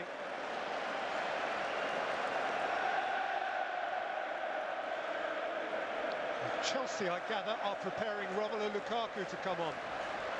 That would be a tale. It's tailor-made for him, you feel, that kind of pace and power up front. And by Alexander-Arnold, Mendy through the crowd, kept alive by Diaz, nudged out by Alonso, forced wide again by Robertson, taken up by Alexander-Arnold. Henderson, Alexander-Arnold continues his run. Chalobah makes the block. Out of harm's way by Pulisic.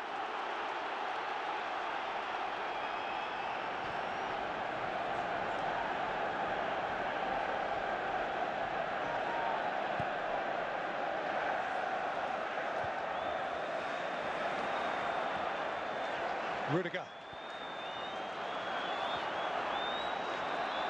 It's going to be a double Chelsea change. Actually, Timo Werner, as well as Romelu Lukaku, preparing to enter the fray.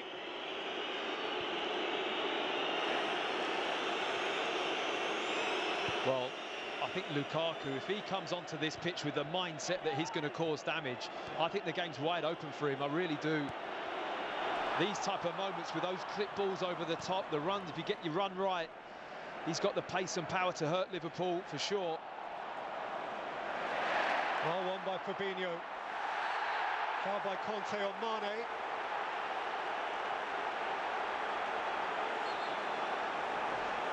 And now these changes.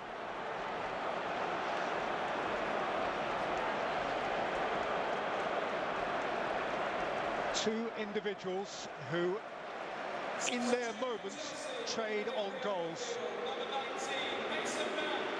Replacing two individuals who have had their potential moments, which did not result in goals. Mason Mount and Christian Pulisic at various points could so easily have established an advantage for Chelsea. It didn't happen. Perhaps it's written for Romelu. As I say, it's tailor-made for him, isn't it? It just feels that way. Mason Mount, he's so disappointed he hasn't contributed a goal to this cup final. And again, another player with serious pace. It's going to be interesting to see how they counter Chelsea. They're under a lot of pressure at the moment, but they're surely going to have to use those two in behind.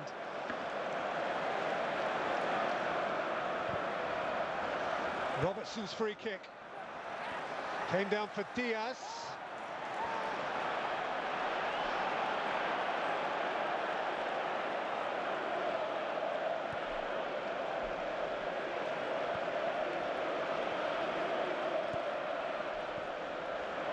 Diaz, away from James, in for Mane. Behind Salah, who has to go fetch. Alexander-Arnold. And again Alexander-Arnold trying something subtle for Salah.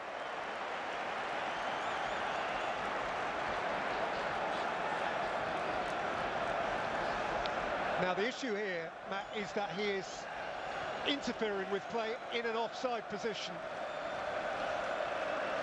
So the foul, it's the offside ahead of the foul, the reason why the referee awarded the free kick. But I think the point is that had he been offside but not interfering with the Chelsea player, then he wouldn't have been interfering with the game and the goal would have stood. Absolutely, so the foul is a part of it too, isn't it? Here's Diaz. Luis Diaz! Eyeball to eyeball, Mendy comes up trumps again. Well, I bet he's enjoying his first cup final, Luis Diaz. He's been in the thick of it, hasn't he? Gets that run on Chalobah. It's a tight angle to finish with his left foot against the keeper in the form of Mendy.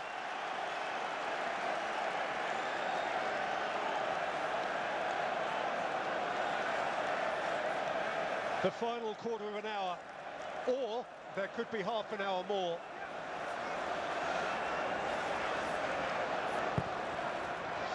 Alexander-Arnold very deep. Hoisted away by James. Most handball appeals seem to be coming from behind the goal.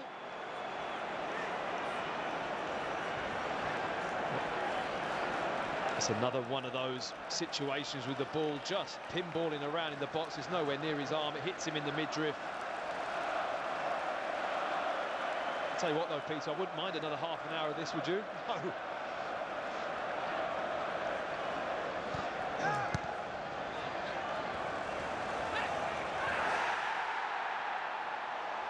Whittaker rugged, but clean.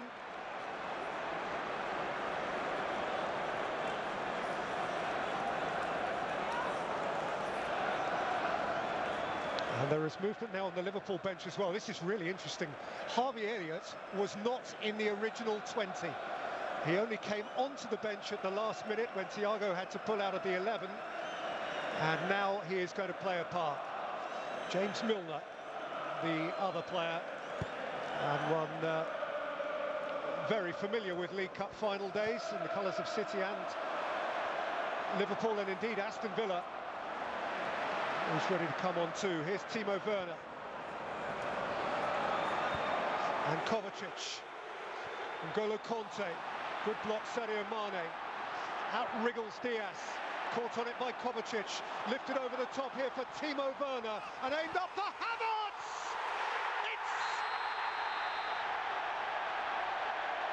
Offside.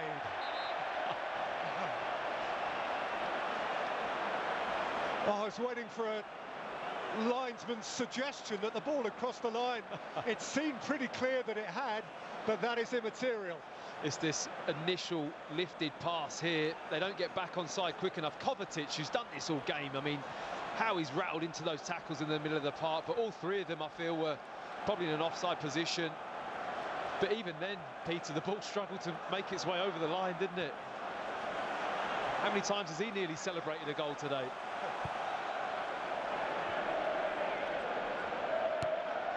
It's going to be a three-way Liverpool change. Diogo Jota is getting ready to come on too.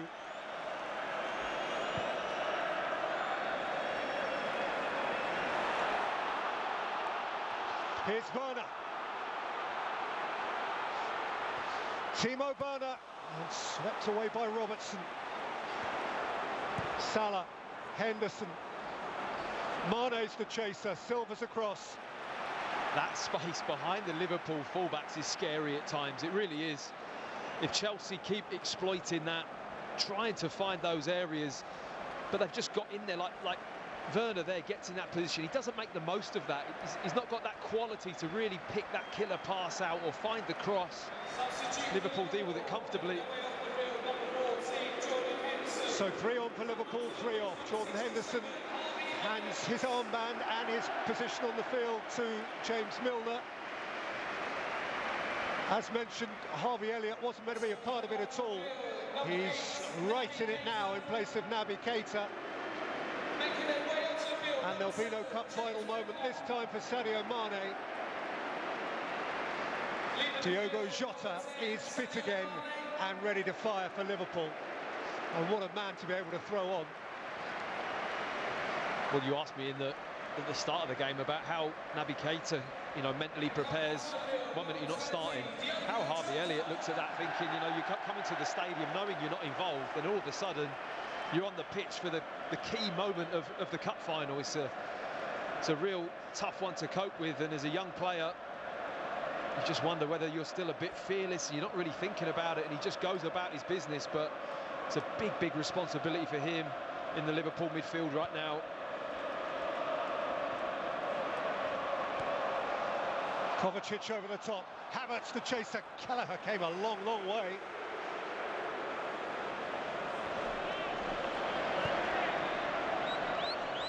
Kovacic. Fabinho slid in and was penalised. Convinced he took the ball cleanly. Kovacic might well smile. Man before ball, I think. I'm sure he did take it cleanly, but he makes contact with Kovacic first. And Stuart Atwell has been asked over by Andy Madley to have a word with Jurgen Klopp. He's got that disapproving look, Jurgen Klopp, hasn't he? As if to say, did you really do that? Did you really call the referee over? Well, 17 years ago, when these clubs met last in the League Cup final, Jose Mourinho was sent off from the Chelsea dugout.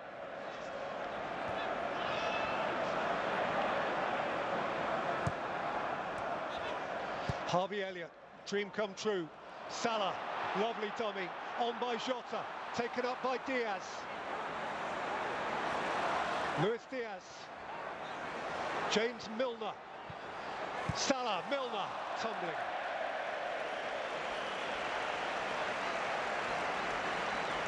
Well, it's slick, really well-oiled football this from Liverpool, the way they transfer the ball. I mean, how many times Diaz has been in this position and Trevor Chalobah's had to check his position, but it just falls to James Milner on the 1-2 and he's leaning over, lost his balance and just can't get over the ball.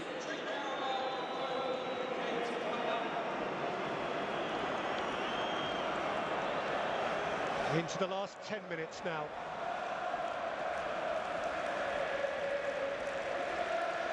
Got a League Cup final goal on his CV, James Milner, for Aston Villa way back. It's Manchester United here.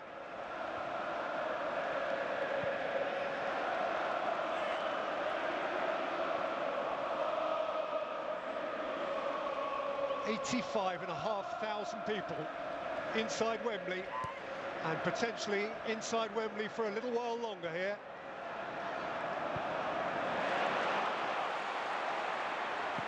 Reece James.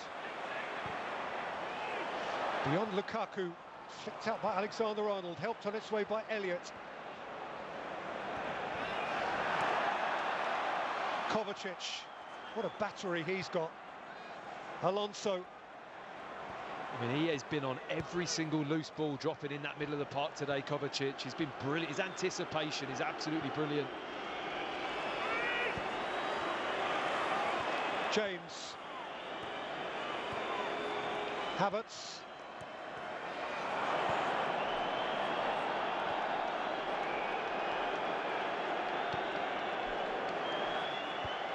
Lofted wide by Silva, kept in by Alonso.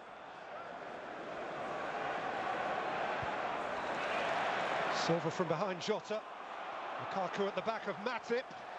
And Kelleher took it perilously close to the line. That's a little guilty glance over his shoulder. He does very well because he shields the linesman's view of the ball. As I think it went over the line, but nobody could see it, the referee nor the linesman. It wasn't just him, the frame of the goal helped him, didn't it? Yeah. In by Robertson. He hid behind the post.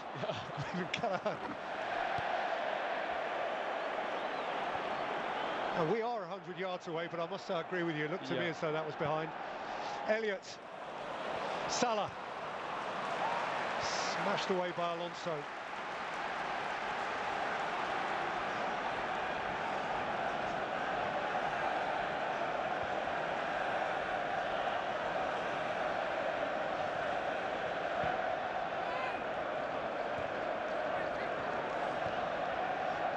Elliott. Salah.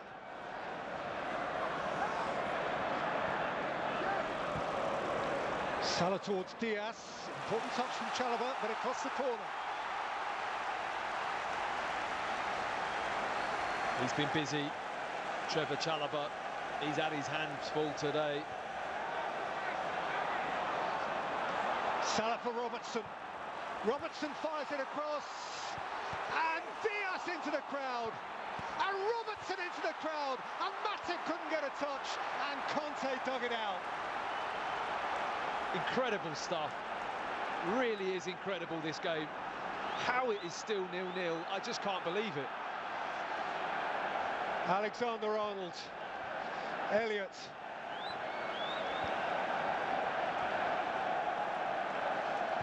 And we're 5 minutes from extra time,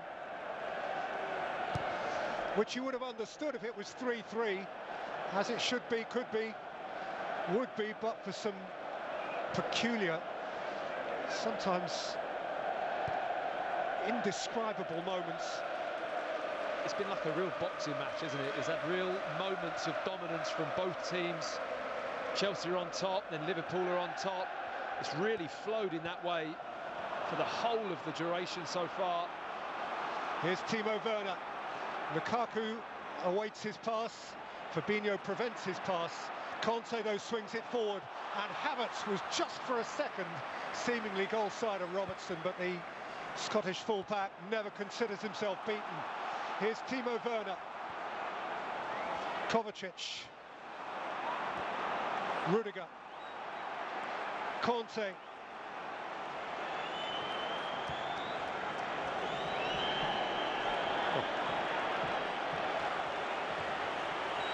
Chalobah for James. James slung it deep. Alonso to retrieve. Alonso's cross. Too much for Lukaku, who is penalised for his little push.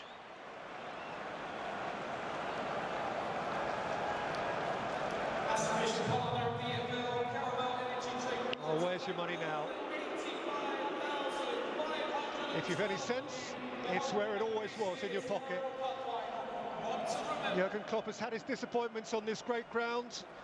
Lost one of these finals 6 years ago, lost a Champions League final in charge of Borussia Dortmund in 2013 at Wembley. It's not necessarily his happy place. Fabinho. Diaz. Milner. Don't start off James. Havertz for Conte. Conte for Havertz.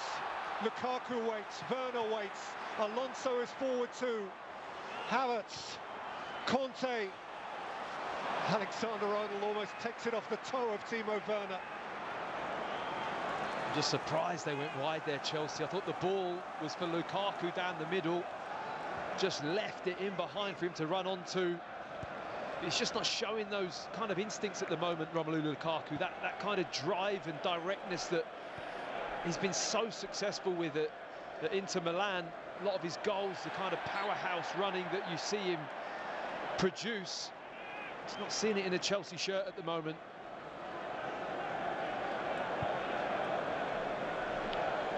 Silva's free kick. Alonso, 90 seconds of the 90 minutes to play. Kovacic, but they're going to add 6. James.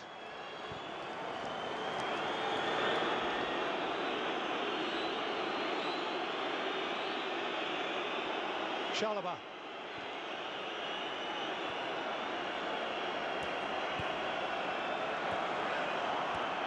Kovacic. Rolled up to Jota, taken on by Salah. Diaz is in space. Kovacic would not let him get away. And finally, Stuart Atwell is going to have to go to his pocket. Well, it's a good foul. It has to be said, it's a good foul. It's a real tactical foul from Kovacic. They're in trouble. These are the last moments of the game. He's taken a yellow card for the team, and he has been everywhere on that pitch today. Kovacic, he's been brilliant for Chelsea in the midfield. In the 90th minute, 4 of Chelsea's 8 previous League Cup finals have gone to extra time. Diogo Jota, nicked away by Silva. Behind for a corner. 9 of Liverpool's 12 previous finals have gone to extra time. We are stoppage time away from extra time. I'm just thinking there's been a lot of corners to deal with in this game for Chelsea. Liverpool, such a threat on set pieces all season.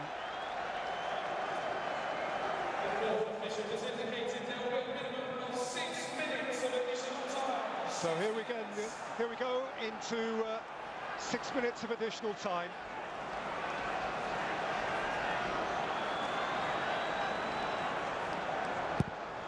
Alexander-Arnold, Van Dijk! Brilliant reach from Mendy, back in by Salah. He's screaming handball against Kovacic. Kovacic runs away with it, and Salah fouls him.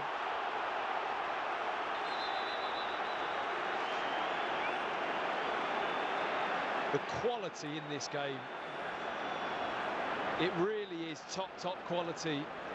We're seeing forward play, defenders getting in the box, headers, the goalkeeping, both goalkeepers, Mendy especially. Fantastic saves. Here's the strike from Salah. Does it hit the arm of Kovacic? Yes, it does, but it's in his body. It's not outstretched from his body. And here's Van Dijk. He just gets that little bit of movement. Really good, powerful header, and Mendy again. Is anyone going to beat him this afternoon?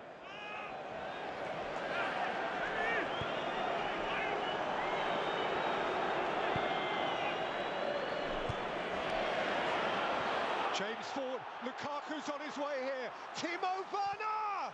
That's a brilliant stop by Alexander-Arnold. Alonso against Alexander-Arnold again. And Milner emerges. And Salah. That's the moment where I want to see Lukaku go by himself, have that belief to drive past the defender. He offloads it to Werner, and once he does, you just never really fancy him to finish. Salah, Diaz, Luis Diaz, blocked by Silva, smashed by Jota. Liverpool's corner again. Well, they're well into double figures of corners in this game, Liverpool. 11, I do believe. It's a lot for Chelsea to deal with. Van Dijk won the header on the last corner, and you can see Alexander-Arnold, Mo Salah having a real discussion.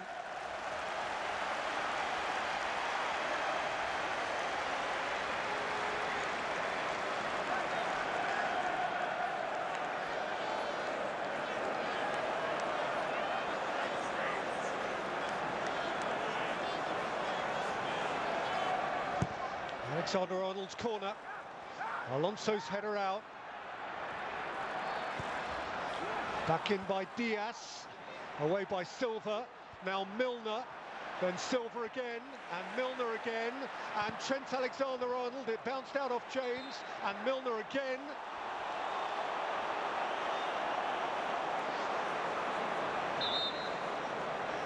And they're falling like flies.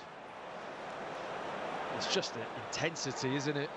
So hard to cope with the balls pinging about the pitch, the tackles are flying in, there's so much contact in this game.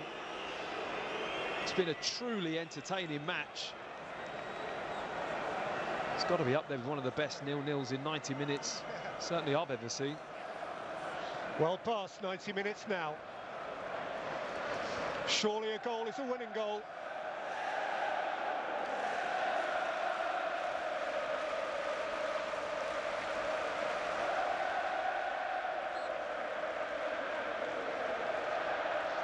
Jota.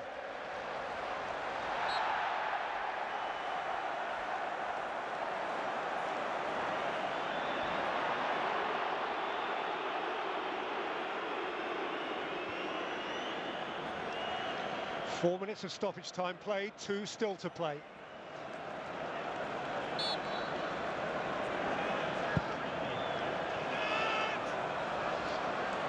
Alonso.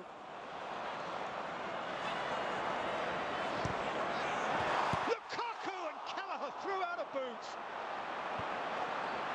And Milner lifted it clear. And Jota's in a race with Rudiger. Well, there would have been a major inquiry had this been a goal. I mean, how Alonso gets this cross in and how Lukaku manages to glance that on target. It's a really deft touch from him. Kelleher certainly alive to the task. Both goalkeepers, I have to say, have been really entertaining goalkeeping today. Well, their job is to prevent a goal, and between them they've done just that. Sometimes spectacularly. Forward by Matip. Chalobah kneels down to get the job done.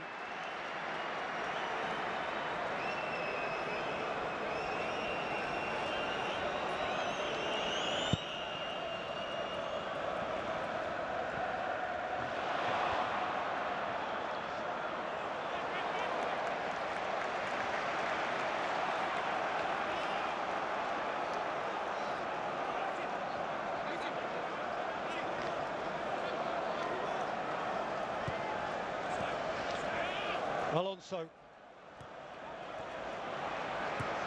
Kovacic. Lukaku won't get there. And that, I suspect, is that for now.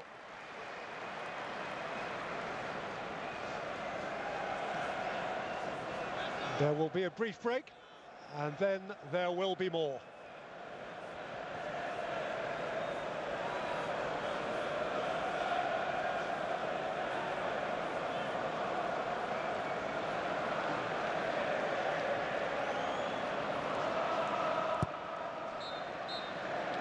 And so this special spectacle goes on, inexplicably, bemusingly, puzzlingly.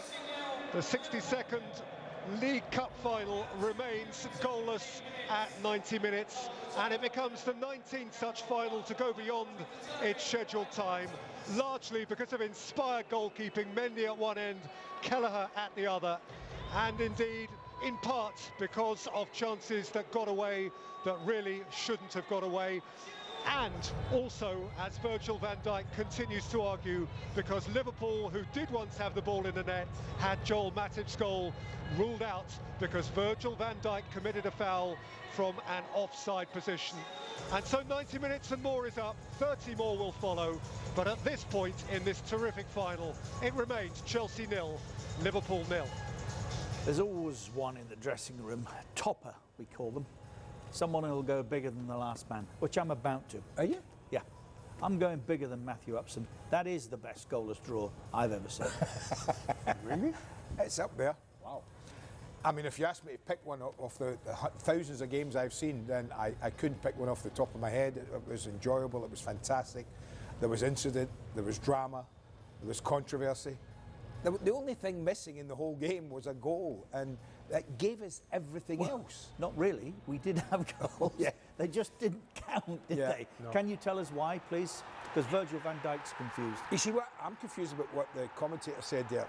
It was disallowed because of foul by Virgil van Dijk in an offside position. What does that mean?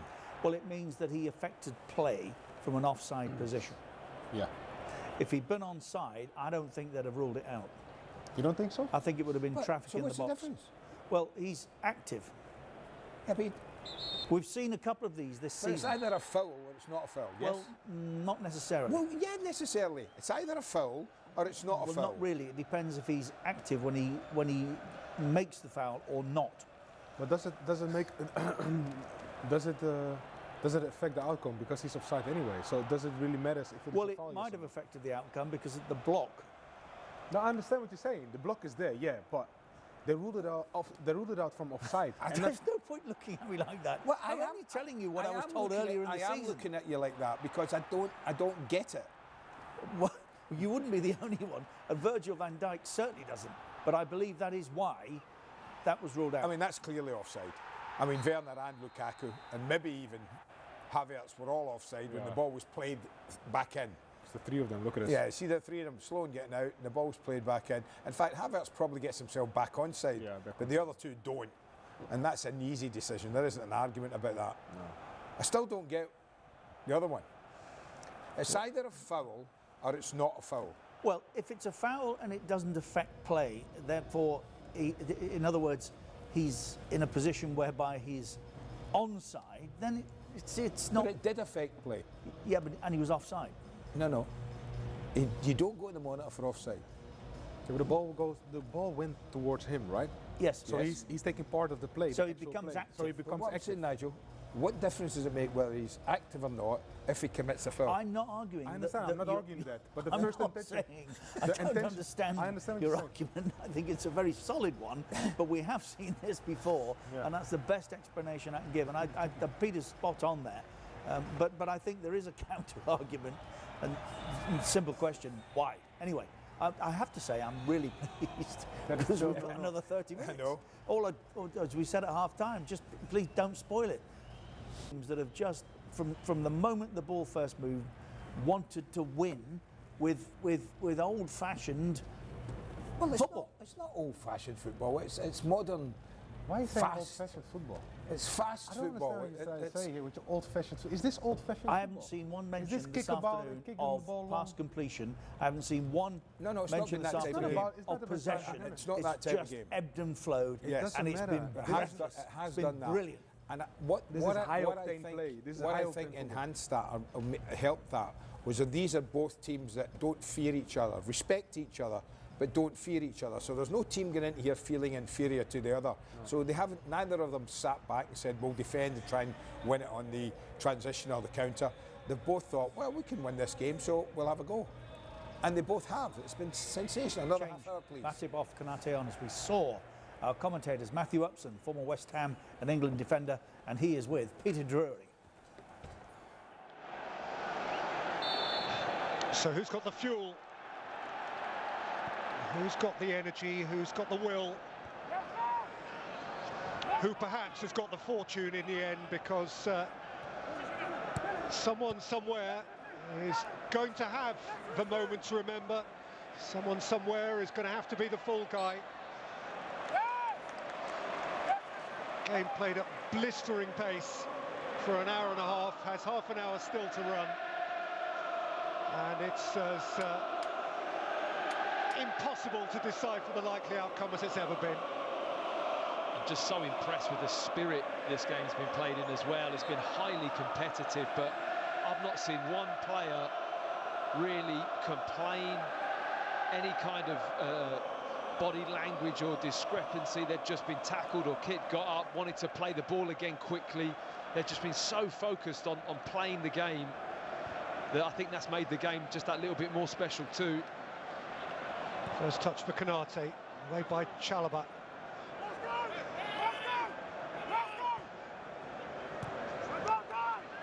Protection from Kovacic, Conte.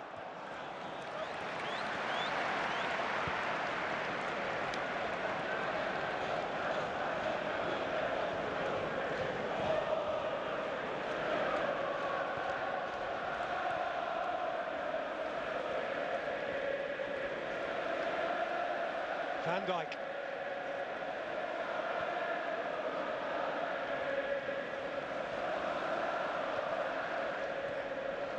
Harvey Elliott.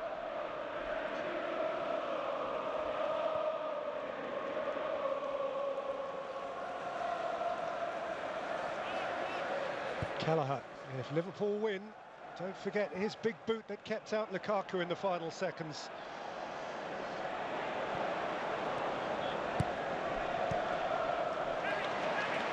Elliott.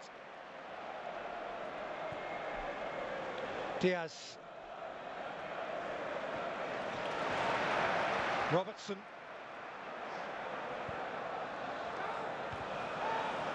Up by Alonso. Chased in by Fabinho. James Milner. Robertson.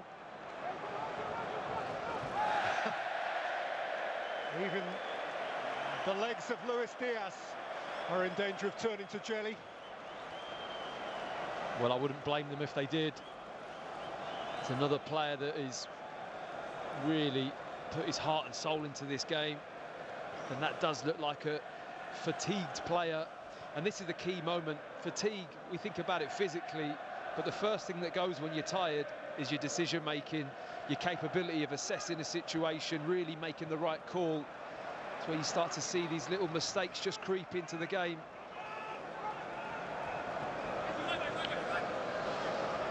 '61 previous League Cup finals. 5 of them required at least one replay back in the day. The last when Leicester beat Middlesbrough in 1997. A further 8 finals have been decided during extra time. Here's Alonso. Lukaku.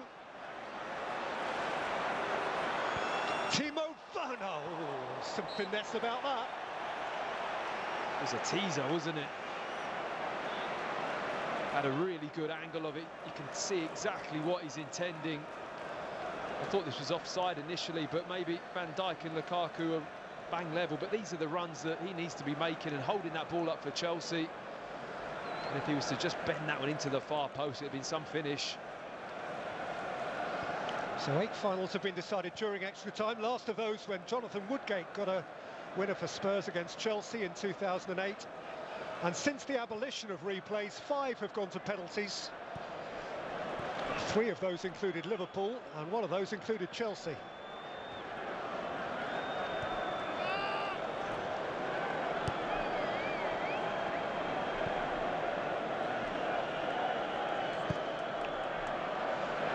Won by Rudiger. Welcomed in strongly by Lukaku, who held off Konate. Werner. Conte, Alonso, Kovacic.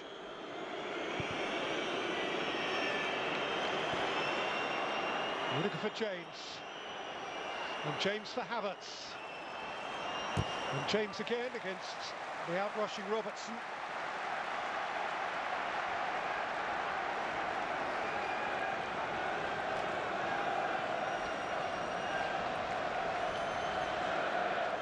And Liverpool have their big game specialist, Divock Origi, ready to come on. Don't often see him, but when you do, it's more than likely on a major night. And he fairly frequently scores. Thiago Silva, Reece James.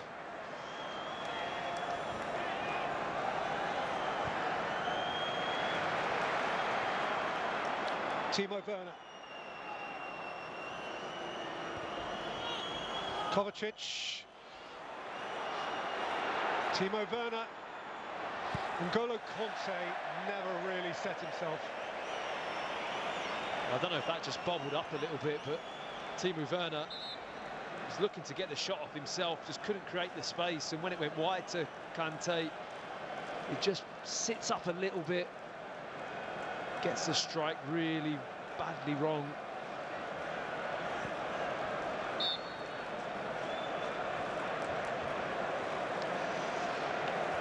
Well, it is one of those made for Origi moments. There is some discussion about who comes off here. The suggestion was that Andy Robertson was struggling, so might have had to become the man. As it is, it's Luis Diaz, and Diaz has been an absolute delight. He's menacing and mischievous, fast and fun, but his legs were turning to jelly, and Divock Origi comes on to replace him. Yeah, we saw in that last passage of play that he had, he looked very fatigued, and I think this is more a case of protecting him more than anything. He's not been in English football that long, and to play extra time in a final at Wembley is a big ask. Chalobah for Romelu Lukaku. Lukaku scores!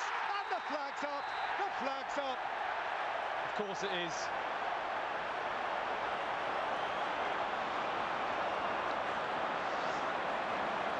And another celebratory scream gets caught in the throat of 1,000, 10,000 Chelsea fans. Oh, it's tight. Oh, that is tight. That is going to need forensic examination. It's so hard to see when the angle isn't dead straight, isn't it? But if you just look at the lines on the pitch, whether it's the lean of Lukaku, is that deeper than the foot or the shirt sleeve? I don't think it is. Looking at that, it's all on the arm, isn't it, and the shoulder. And he is offside. He cannot catch a break at the moment, Romelu Lukaku. Should have rolled his sleeve up. I think it's the lean, isn't it, that makes him offside, which is a shame, because I love the way that strikers lean into the play to try and gain an advantage.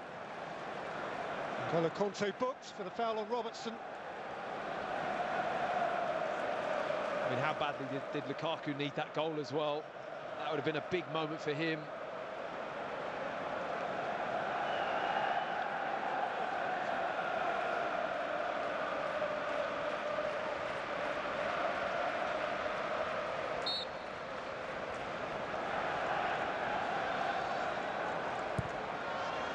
Robertson's delivery, Van Dijk's header, Kovacic nudges it out, Harvey Elliott, Mo Salah, aimed up towards Jota, jumping with James.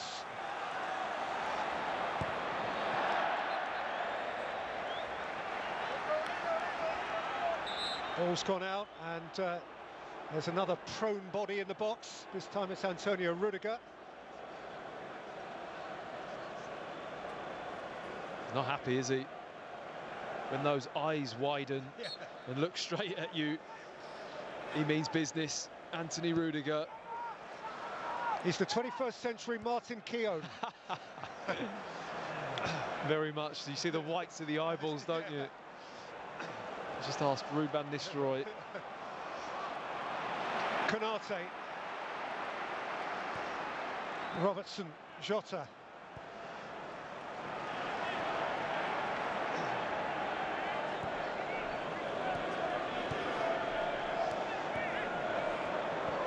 Fabinho, Elliott, and also his protection away by Rudiger. Werner's prepared to chase anything. Van Dijk was in charge.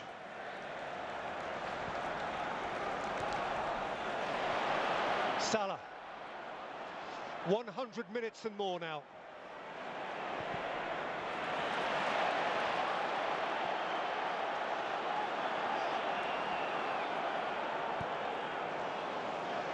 Both these clubs have FA Cup ties to play this week. FA Cup ties they'd consider winnable. But supporters of Norwich who go to Liverpool will be encouraged by this and will love a few weary legs. Supporters of Luton Town who host Chelsea will feel the same. Foul by Konate at the back of Lukaku. Well, something that Lukaku has to do for Chelsea for the rest of this game. They're relying on him holding the ball up, either winning fouls or actually getting hold of it. He's got such a big frame. It's going to be a good battle between him and Konate and Van Dijk.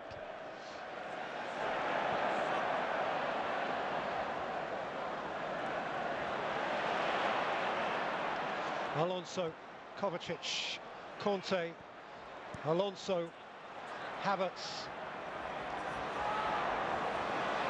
Kanté, Chalobah, James, Werner, James, Chalobah, out again by Van Dijk, Havertz,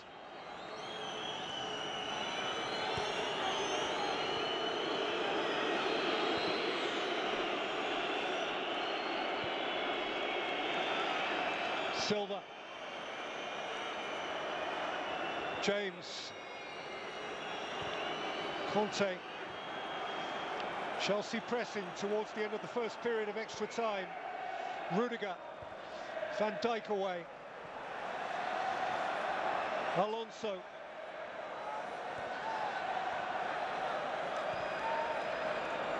Rudiger. Chelsea, who if they win this Carabao Cup will have done so without even leaving London. Furthest they've had to travel, well, Wembley probably. They've been to Tottenham, they've been to Brentford, and they were otherwise drawn at home. It's been a parochial affair for them. In fairness, they had a tough run too. All of their opponents were Premier League opponents. But these are the hardest of all the yards. Alonso, directed out by Van Dijk, gathered by Chalobah, who's harried off it by the relatively fresh Jota, and Jota is fouled by the similarly fresh Reece James. He's quick onto that, Jota. Really good defensive work, defending from the front, just putting Chalobah under pressure and stealing the ball back. Chelsea knocking it about quite nicely. You can tell that the legs are a little bit tired. The teams are trying to make the ball do more of the work at the moment. A lot more controlled passing. Not so much of a change of hands of possession and that frantic kind of midfield area.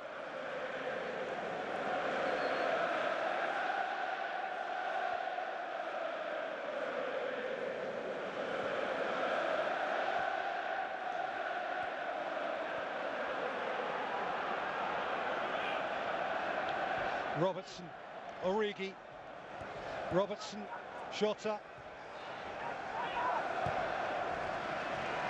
Milner, Alexander-Arnold, too much for Origi.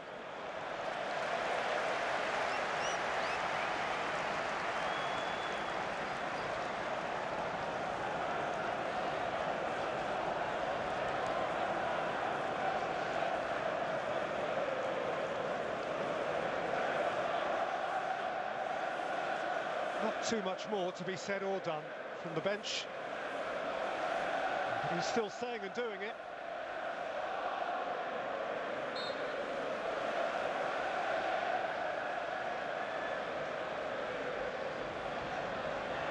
It's actually his third period of extra time in the last month or so.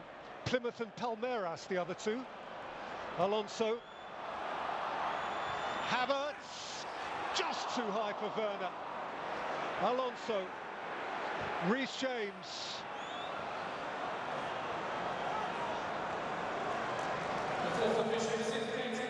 Or just a fraction over the top of head of Timo Werner. Nice cross, wasn't it? Just stood up into the middle of the goal. He jumped early, Werner, to try and get over the ball, but not enough height.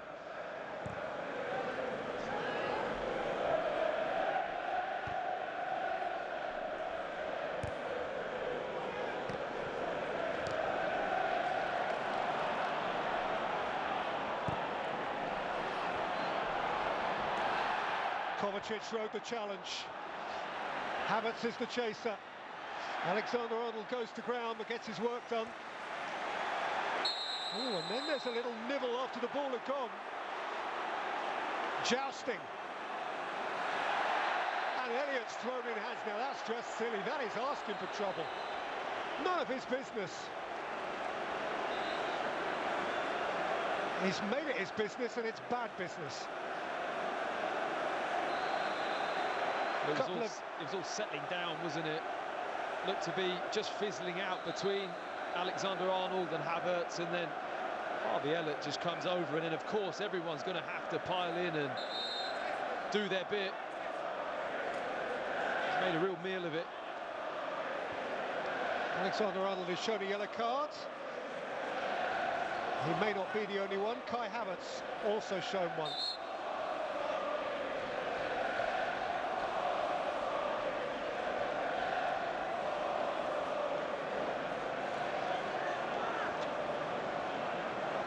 Well, Harvey Elliott was the player for me that probably deserved the yellow card the most. I mean, at least Havertz and Alexander-Arnold squared up after the challenge, you know, and they were both in the same situation, just a bit of a disagreement. There was nothing particularly bad in it. But Harvey Elliott just sparked it all into life with that shove.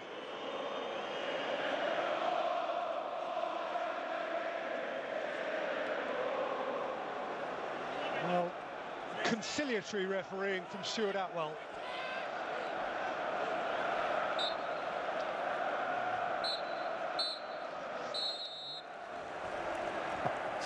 Makes me laugh. Waiting that long for his half-time whistle, which he wasn't going to blow until he'd had words with virtually everybody else on the pitch. I'm beginning to wonder what it's going to take for a team to score a legal goal in this final, or have Chelsea.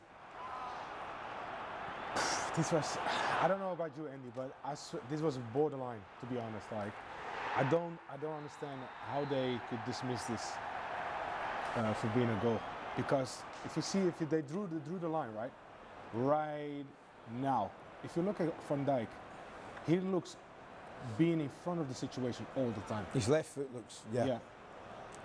But what's interesting, and this is where this is a nonsense, is when they draw the lines, Nigel, they take the line from Lukaku's strip, from the shirt sleeve on his left arm. Is it his left arm? His left arm, yeah. So why? Because above that shirt sleeve, if the ball hits you there, it's not a penalty. If it hits you there and goes in, it's a goal. Right. That's now regarded as an active part of your body. Yeah. So they've taken his strip, his line of his shirt, and drawn it down and said, well, that part of your arm is offside. What confuses me is, at the start of the season, we were assured that they wouldn't disallow goals when they were that close for armpits or toenails or underarm hair.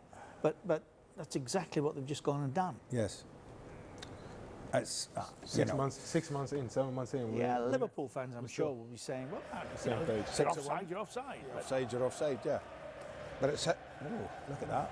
That's interesting. See that? Wow. Lukaku in the middle of the circle, giving the team top. With two clubs together as well. Yeah, it's good to see. Yeah, it's a tough one. It's a tough one for Chelsea in that respect. Listen, Liverpool, I was going to say Liverpool, neither team you would say has probably done enough to win it. Neither team you say has deserved to be behind in this game. They both contributed hugely. I mean, I don't know what they do. I don't know what Lukaku does to get a bit of luck, because he could certainly do with some. I'd stop it now and give them the trophy 6 months each. No, that's the Community Shield. They both deserve it. It's been wonderful entertainment. Yeah, it is. But it got to be a winner. I mean, that's the cup finals of. Do you think that's penalties in mind? Yeah, I think so. I think this is also the time, that people that managers have to make a decision, and looking forward after the next 15 minutes, who's going to take the penalties? Are there any players who don't want to take the penalties? By the way, I agree with the commentators. He's been magnificent tonight, Kovacic. He's been good. He's been good the whole season already. Yeah, but tonight, I mean, we're talking about Jorginho and Kante the majority of the time, but Kovacic is another level as well. He was great. Here we go again. 15 minutes, and then the shootout, if we get that far. Still going. Plenty to say, hasn't he, the big man? Still going. Matthew Upson and Peter Drury.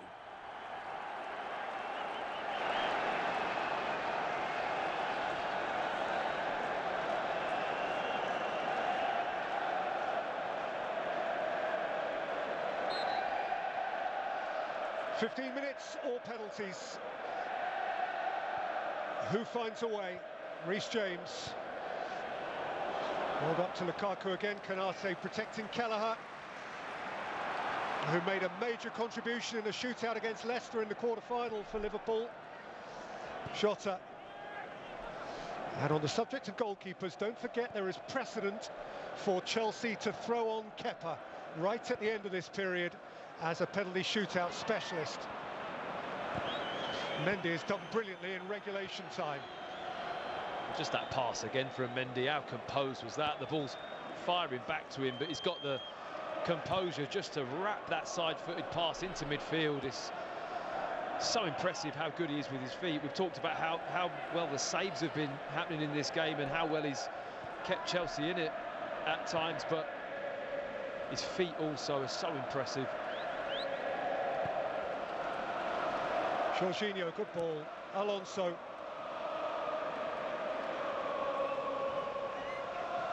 Havertz. Alonso has got a corner out of that.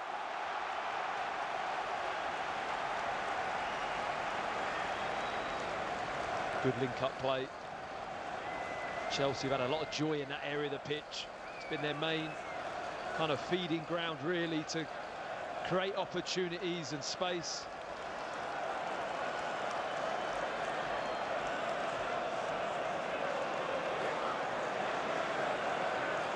Reece James to take.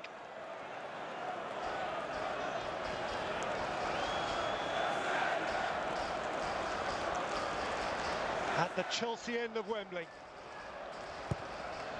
James plays it in. Kelleher through the crowd does enough.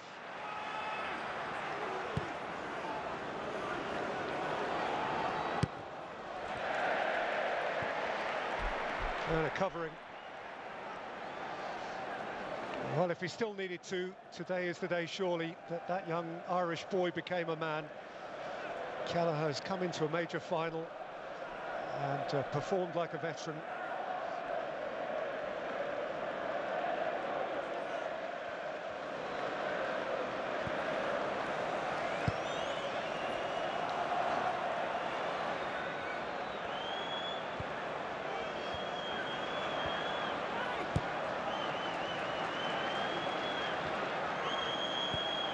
Conte.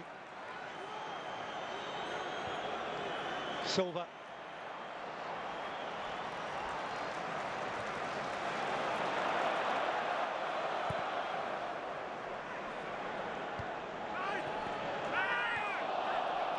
James, Chalobah, Conte.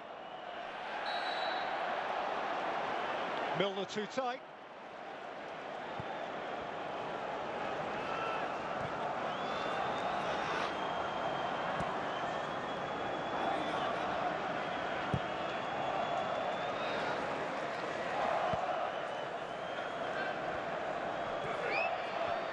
Clipped over the top by Jorginho. Lukaku couldn't bring it in. Just a fraction too much to the left for Lukaku. He's with his right foot as well, trying to bring it down over his shoulder. There's been a lot of that in this game. They haven't been able to play through either defence on the ground, but the amount of times there've been those little lofted, chipped balls from quite advanced up the pitch. That chance with Mason Mount hit the post was a similar type of pass from a similar range. Alonso. Lukaku, it's Kai Havertz! And the flag is up. You would not credit it.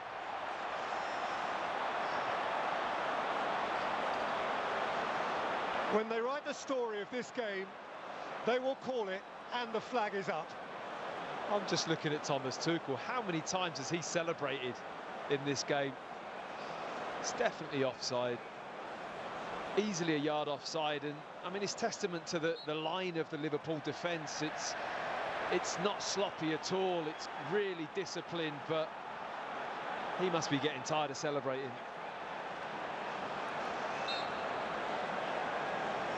Another aborted cavort up the touchline from Thomas Tuchel.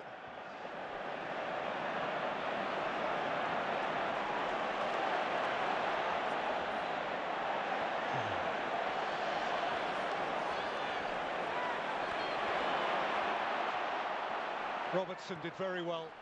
Origi caught from behind by James. Referee has acknowledged the foul and asked Liverpool to play on.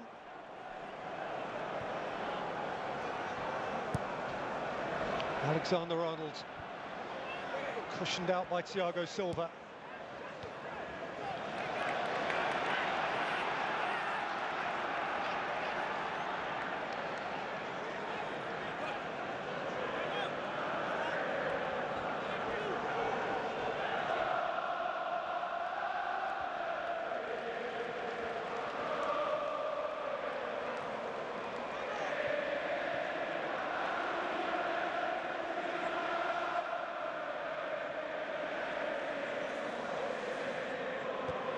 Jorginho.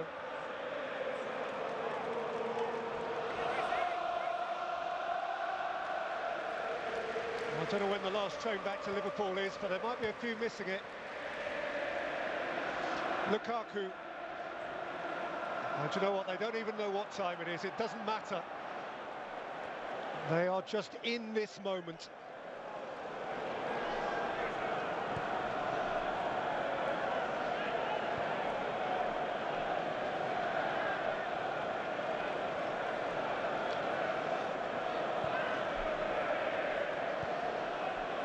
Robertson.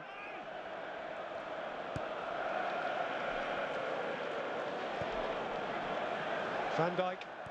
Alexander-Arnold, space ahead of Milner. And here's Diogo Jota. Reece James covered ably. Conte out for Werner, who does have energy in his legs, but who has misjudged his pass. Just doesn't have that much quality with the ball.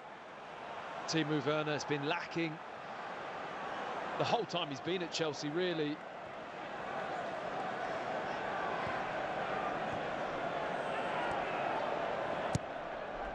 Robertson. Chalobah has gone down and stayed down. Not sure that was contact. He landed really awkwardly outstretched. Robertson for Milner. And Milner for Alexander-Arnold. And Mo Salah away from Conte, who eventually holds him up. I mean, the defensive element of this game from both teams has been absolutely top quality. It really has. 1v1 situations, getting blocks in, making life difficult for the opposition, backtracking, recovery runs, tackles. It's all been there today. Now, Kepa Arrizabalaga has just been into the dressing room, returns now, he's got his gloves, he's ready. Those doors just remind me of Maurizio Sarri walking in and then doing a U-turn and walking straight, knowing that he can't go through them. And of course, Kepa was at the eye of that storm. He really was. I mean, there is a remarkable storyline which sort of comes full circle here. Yeah. The guy who refused to come out of a penalty shootout is about to walk into one. I mean, Sarri very nearly just walked into the dressing room, didn't he? Thought, I just can't be defied like that. Myself, I'd bring on Willy Caballero. Yeah, I mean, he's got a decent penalty saving record. Here's Salah. Alexander-Arnold.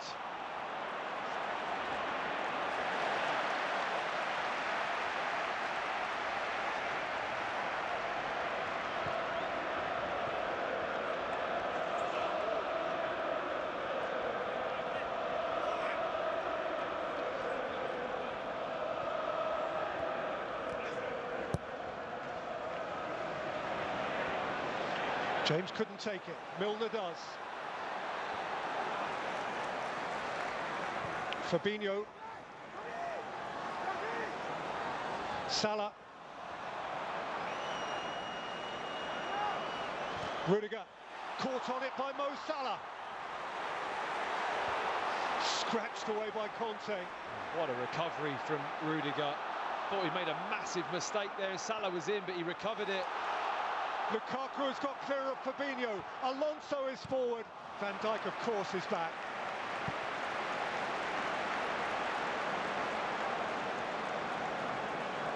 Well, that was a great opportunity for Mo Salah. I thought he delayed on that a little bit. Once he'd robbed Rudiger of the ball, just needed to get that shot off. It's unlike him not to take that opportunity quickly.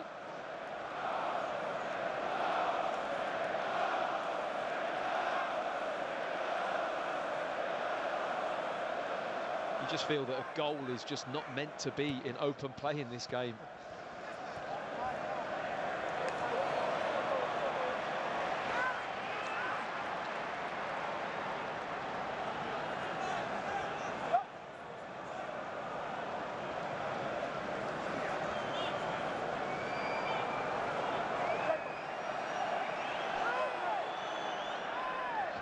Saul is down there running the line for Chelsea. Alonso's done well. Havertz, Lukaku, Timo Werner. Konate got back, and you may have heard this line before, but the flag is up. He's got a sore shoulder, the linesman, I think. That has been up and down all day, that flag. Well, Chelsea have had 3 previous penalty shootouts this season, and Kepa has been in goal for all of them, and they have won all of them. Belfast, August, the Super Cup against Villarreal was when he came on and became, having been the disappointed, non-selected goalkeeper for the evening, became the hero of the hour.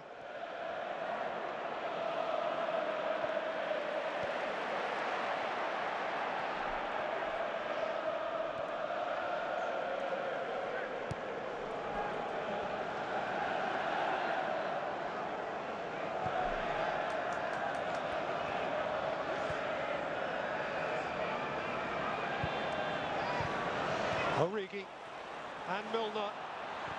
Robertson. Shota missed his kick and Chelsea got away with one. And Werner can emerge inside the last 3 minutes of 2 hours football now.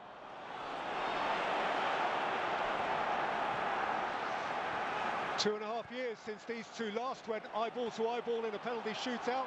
That was a Super Cup final too. That was in Istanbul. Liverpool won it. Adrian in goal for them then. Tammy Abraham was the full guy who missed for Chelsea.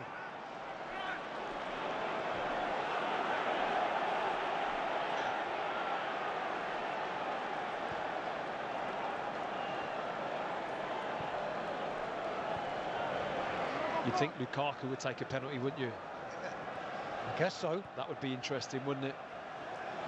Not full of confidence in front of goal and real pressure situation.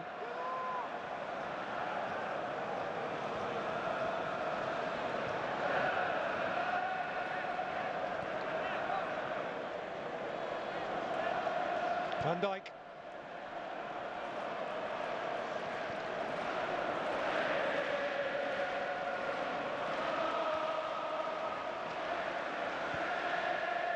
Hoisted towards Origi. Oh, Chalobah actually misjudged his jump, and he's a relieved man that it bounced off Origi and behind. Substitution for Chelsea. And now the long-awaited change. One pair of gloves for another.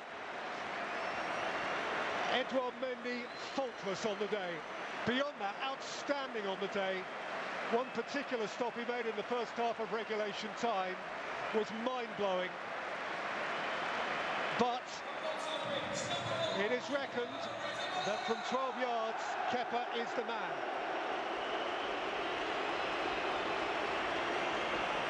What an opportunity for Kepa to shine. I mean, this is the glory, isn't it, for a goalkeeper? The chance to be in a penalty shootout at Wembley against Liverpool and be the hero. He's going to get that chance, possibly. I say possibly, we've got a little bit of time left.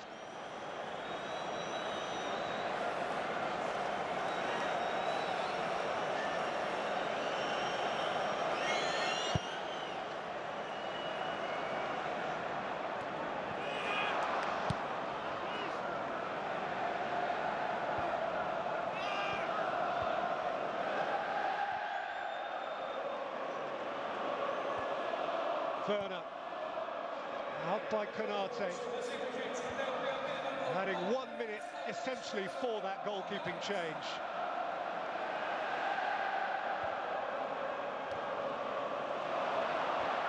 Alonso, here's Lukaku, there's Konate.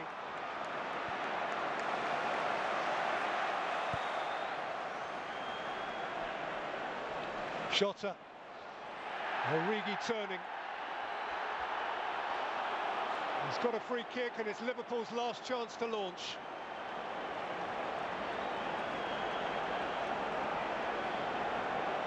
Well, he's not happy about something. Jurgen Klopp really displaying his frustration. But this is a chance for Liverpool just to float one into that Chelsea defensive third and just see what happens at last gasp chance, possibly. Van Dijk's up. It's quite a mess. And it goes to the wire. Well, here we go. I'm just saying to the chaps here, if I'm Liverpool, yes. I can see Kepa's waiting to come on. Yes. I'm not putting that ball out. I'm keeping that ball, and I don't give them the chance to put him on. So you're not going to try and win it in the last minute? No, I don't. No, you're not going to win it in the last minute. Why do you That's 1-0 to me psychologically because they can't get him on. Well, he came in at 28 minutes of extra time, so it was 2 minutes. Less. Plus 1 Much minute. less. Do you really think that Liverpool can keep the ball for 2 minutes? Much less than that, Nigel. It was far less than that time. Chelsea would either just keep the ball, knock it around Chelsea the back. would no chance. Chelsea would either make a foul and committed a foul, so there's time for them to change the goalkeeper, or they will get the ball off of Liverpool and kick it out. I mean, there's too much. 2 minutes is too much time. No, it wasn't 2 minutes. But it was doesn't matter. 28 Doesn't matter. Significantly I mean, you've less. always said it's it doesn't matter what goalkeeper's in. well, I also have Edouard Mendy saying to myself, well, he's a specialist penalty kick saver. 1 out of the 5 that he's faced in 7 of his last shootouts. I'm going to say 1 out of 5, surely. No, but he hasn't. he hasn't. I had a similar situation when we played with the Netherlands with the national team Yeah, in you did 2040. that. Remember, That's right. with Van Gaal changed the goalkeeper Silliset that night for Tim Krul, and everybody knew what happened after that because Tim Krul was a penalty saver. His record was outstanding. And Silliset at that point had I think 0 some saves. goalkeepers do have a knack of being able to maybe read where it's going yeah. a little bit better than others. Yeah. That has to be a case. I mean, surely he talked about it with Mendy beforehand. Otherwise, he wouldn't have to make that decision. So Mendy should accepted it. Here's one. Liverpool, right? Okay. Right. Penalty shootout. Salah, Egypt, AFCON. Went 5th, like Ronaldo used to do. I'll go 5th. Didn't get to take a pen because they were out. What did Liverpool do with them? Does he go first? Good call. It's a good question. You Where's give he go? 5 names Normally to he the always goes officials. last, right? You don't have to go in that order. Right. You can go in any you can order go you in want. Really. Yeah. But what I'm saying Once is the 5 Egypt names left are him in. till 5 Right. and went Yeah. and were out, and he didn't get to take a pen. Yeah. And both he and the country got criticised for that decision. I send him first. Don't You send him. I send my best one first. Always You first. never wait. Why wait till the end? Harry Kane goes first, doesn't he? It's happened to Shearer Ronaldo used to go in first. shootouts, hasn't it? This is what you said. Yeah, it's a good call. Just imagine the first 2 or 3 miss, and it's already done by the time that you have to be on. So yeah, I mean, this is just a lottery, isn't it? It's just a 50-50. It really is. I don't know what that's all about. No, There's only I've 5 just- people that you need to talk to now. I was aren't going there? to say No. Because what does after he say here? imagine it's 5-5. It's equal after 5 penalties. Yeah, but what They Jenkins have to make a decision who's going to be the 6th, the 7th, and the 8th player, and so on. So this is also one of the reasons. Plus the fact that he was just going to give a little bit motivational speech, because now you have to understand the players got to go to the midline, right? Be on their own. So coach can't do anything anymore motivational wise. So it's just that. Another little change, and I've said for a long time I'd like to see now penalties at both ends. One of these teams is going to get a massive advantage taking penalties in front of their own supporters. Yeah. The other one then is at a significant Here we go. disadvantage. Right. So this is which end? Just depends. It's a flip coin, huh? Coin flip. That end. That end. It's a coin flip. So Liverpool's it's end. Liverpool's end. This is for who goes first. So he can choose now. Yeah. Who goes first? Oh, well, Liverpool won the toss again. Yeah. They won both. Wow. You would do, wouldn't you? Yeah. Yeah, of course. Go first, always. Always go first. Put the pressure on your Yeah, opponent. you need to go first. But I don't know. Did he? Did he go first? 10 Right. kicks, somebody's about to become a hero, somebody else a villain. Beyond the 10, It's great for the goalies. it's... I think these are the only 2 people Keepers that like it. Because they're not expected to save any. Oh, Liverpool have showed second. Wow. They? It looks like it, yeah. Keller has walked away. There's Milner coming up to take his pen. Yeah, so he's taking the first one. Oh, Well, the he's first, probably, sorry. I yeah, thought he's you were going taking second. the first one. First. He's the first one. To be honest, he's like one of the best penalty takers in the squad anyway. Yeah, you don't mind that. So, I mean, let him go first. You don't mind that. Being a captain as well. Yeah. It's okay, Sean. It's all about keeping your nerves. I know there's a being lot calm of and people will collected. say the game of this nature doesn't deserve to be settled this way. I disagree. I love a shootout. Yeah, you love some drama at the end. Oh, Yeah. I love a shootout. I know. I used to hate it early on when it first was introduced, but now listen, I'd rather it was settled this way than the next We time. all look at their eyes and go, miss. Miss. I or- know we do. And we look at his run up and we go, no, I don't fancy it. I mean, we're not even supporting both of the teams, right? But we're nervous for them. So Yes, that's of the course. beautiful thing about this penalty taking. Now, the way this has gone this game so far, there's every chance that a keeper will make a save there and he'll be off his line. I'll bet they don't pull him up if he is. I bet they do. Stop it. Here we go. Let's go back. Matthew Upson, Peter Drury.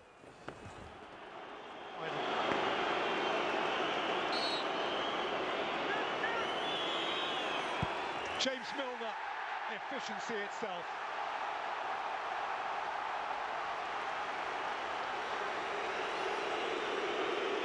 That is real relief from James Milner. There was a long build-up to that penalty. It wasn't easy. He stroked it away with real confidence.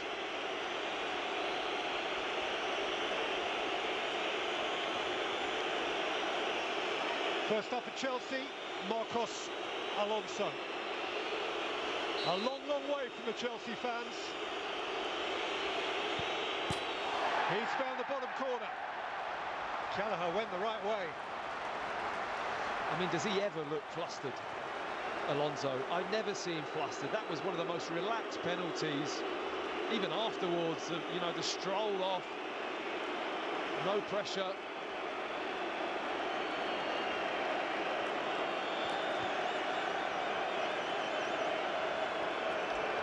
Fabinho is next.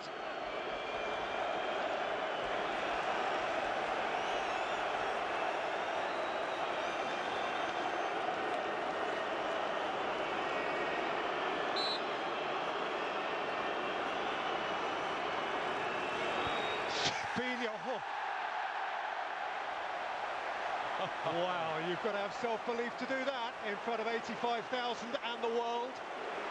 In front of your own fans as well. You get that one wrong, you're staring into the eyes of 10, 15,000 Liverpool supporters. Now then. Yeah.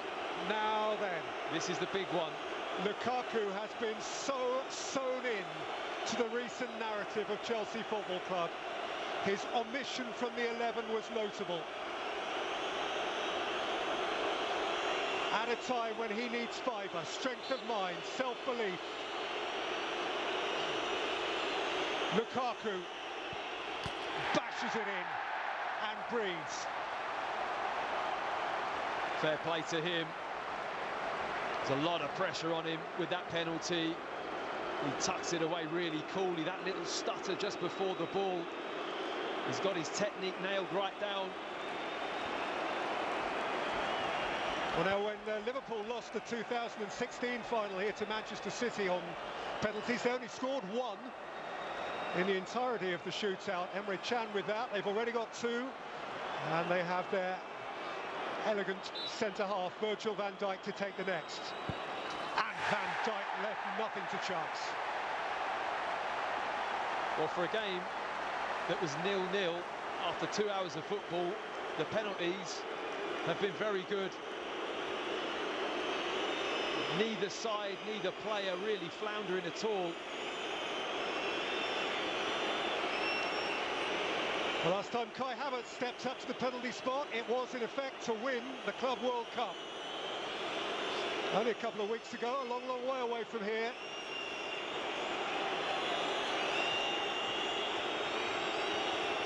And the pressure bears down on him again.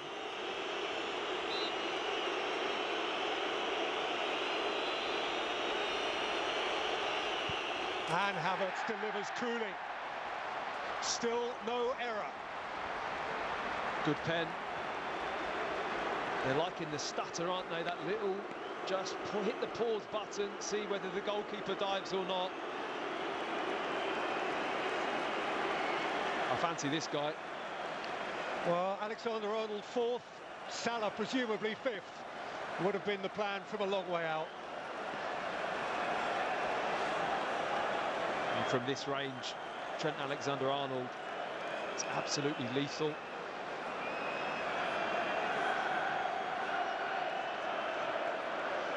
Kepa seeking to fill the goal.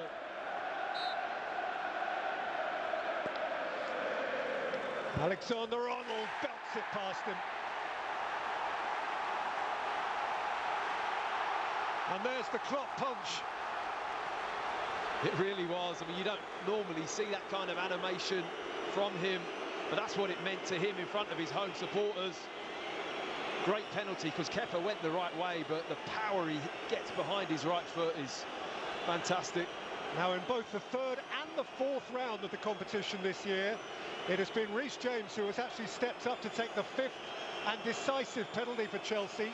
He's moved one up the list this time, with almost no margin for error.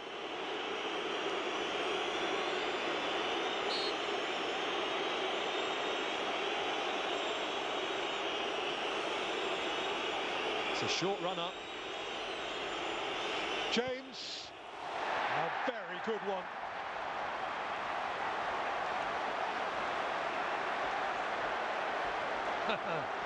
He's enjoyed that.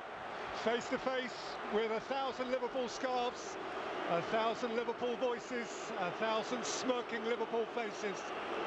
Last laugh and all that. Now remember, the final of the African Nations Cup. Salah never got to take one. He does here and now. And a 4-all. This now is sudden death. Well, is this Kepa's moment? Is this the moment why he's been brought on the pitch? He's trying to make eye contact with Mo Salah.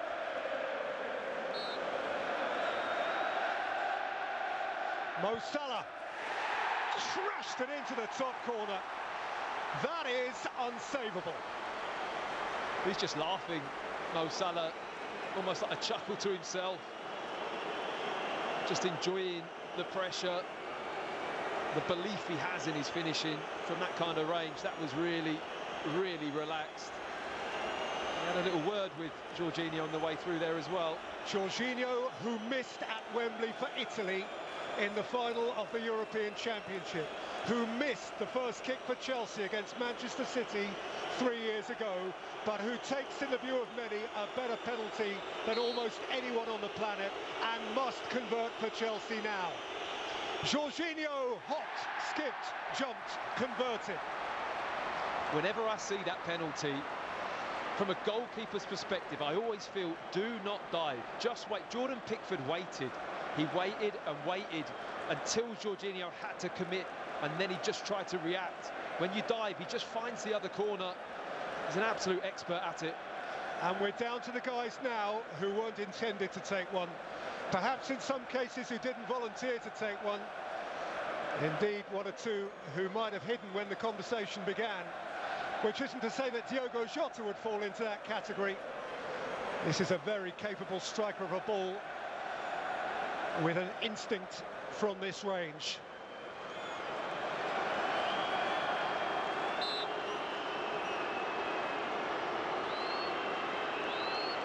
Jota. Kepa committed, and he blasted it through the middle. He went very early, Kepa. Whether or not that was the thinking from Jota, or whether or not he'd already made his mind up he was going straight.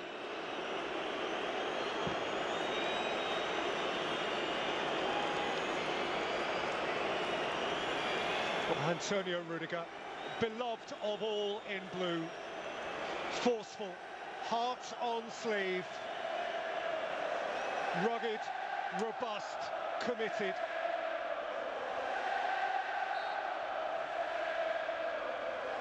Rudiger, cool.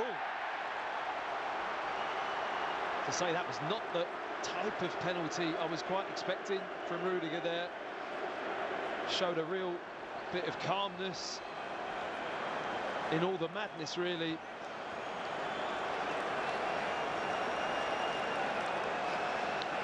And so Divock Origi, who has produced for these Liverpool fans, fraught as they are, deeply fraught as they are, some wondrous moments. Champions League semi-finals, Champions League finals, big derby games. There has so often been an unforeseen Origi moment. There's your Origo moment. Well, is anyone going to crack?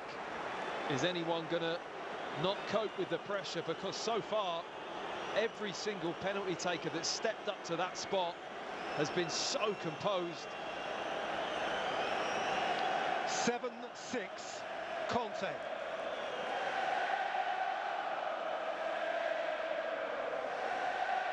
He's played in a few big games as well. Just the odd one. He's done a lot, this guy. N'Golo Conte has done a lot. But even he will feel it. Compelled to deliver. And Conte does deliver. It doesn't look too comfortable after that penalty, whether or not he's just tweaked something. He's walking off. Doesn't look too good in the face either, Conte, but he got the job done for his team. Found the back of the net, and now the pressure is all on the shoulders of Andy Robertson. Liverpool's 8th. He is another sumptuous striker of the football, Andy Robertson.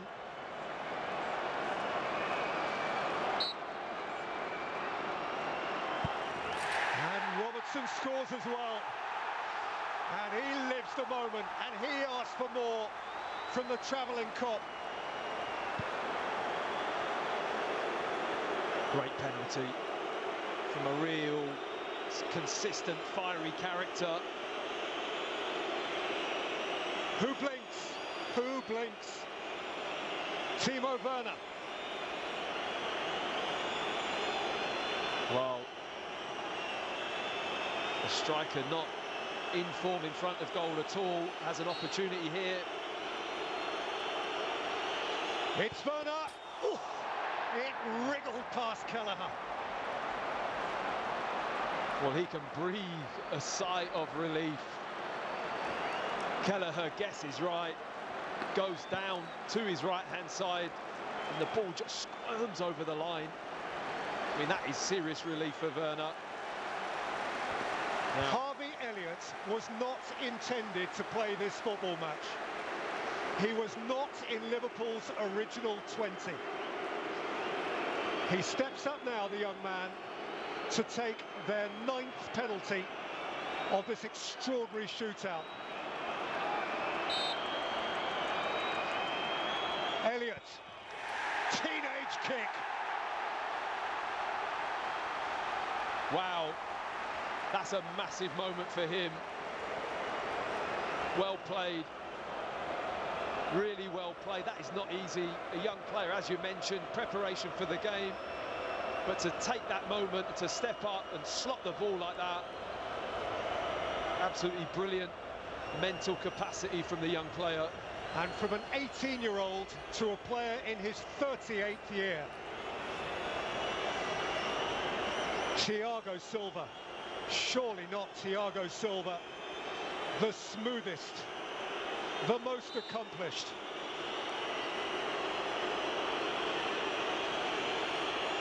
Silva. Gold. Is anyone going to miss?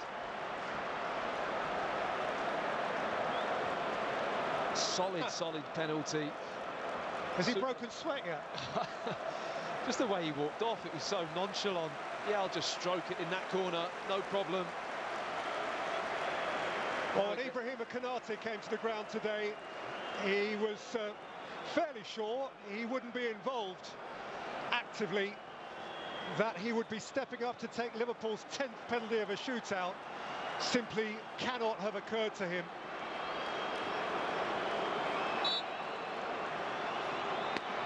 Ibrahima Konate. Oh. And again, the goalkeeper chose right, but couldn't keep it from going past him. Well, that was a real chance for Kepa, and he knows it. It's not a particularly good penalty. Oh, I mean, he should save that. It's almost like he goes too far, Kepa. He's beyond the ball, gets a really solid arm up in the air, but the contact onto the ball just wasn't enough. He should save it. That's a real opportunity missed. 19 perfect penalties. The 20th falls to young Trevoh Chalobah.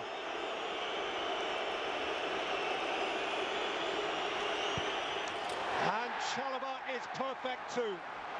Goalkeepers. We have reached the goalkeepers. Big moment for Trevoh Chalobah, who had an excellent game, having been out for quite a while. And now it really does get interesting.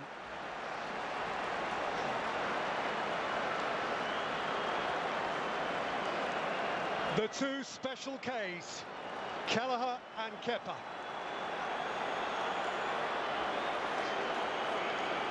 As the senior boys watch on, can you read me?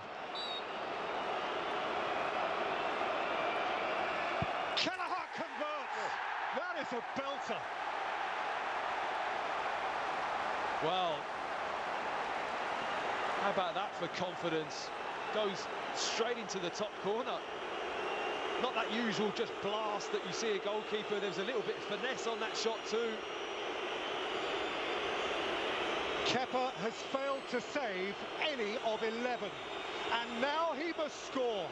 And now he must score.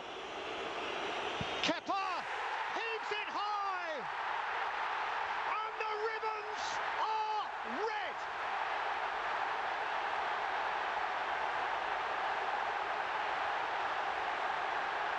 It was epic.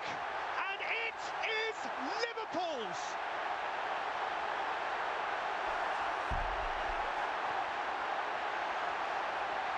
A decade since the last time, and amid untold drama, poor Kepa Arrizabalaga, who was sent on to save penalties, ended up missing one, and Chelsea miss out on the prize, and young Queven Kelleher is at the eye of a celebratory Liverpool storm.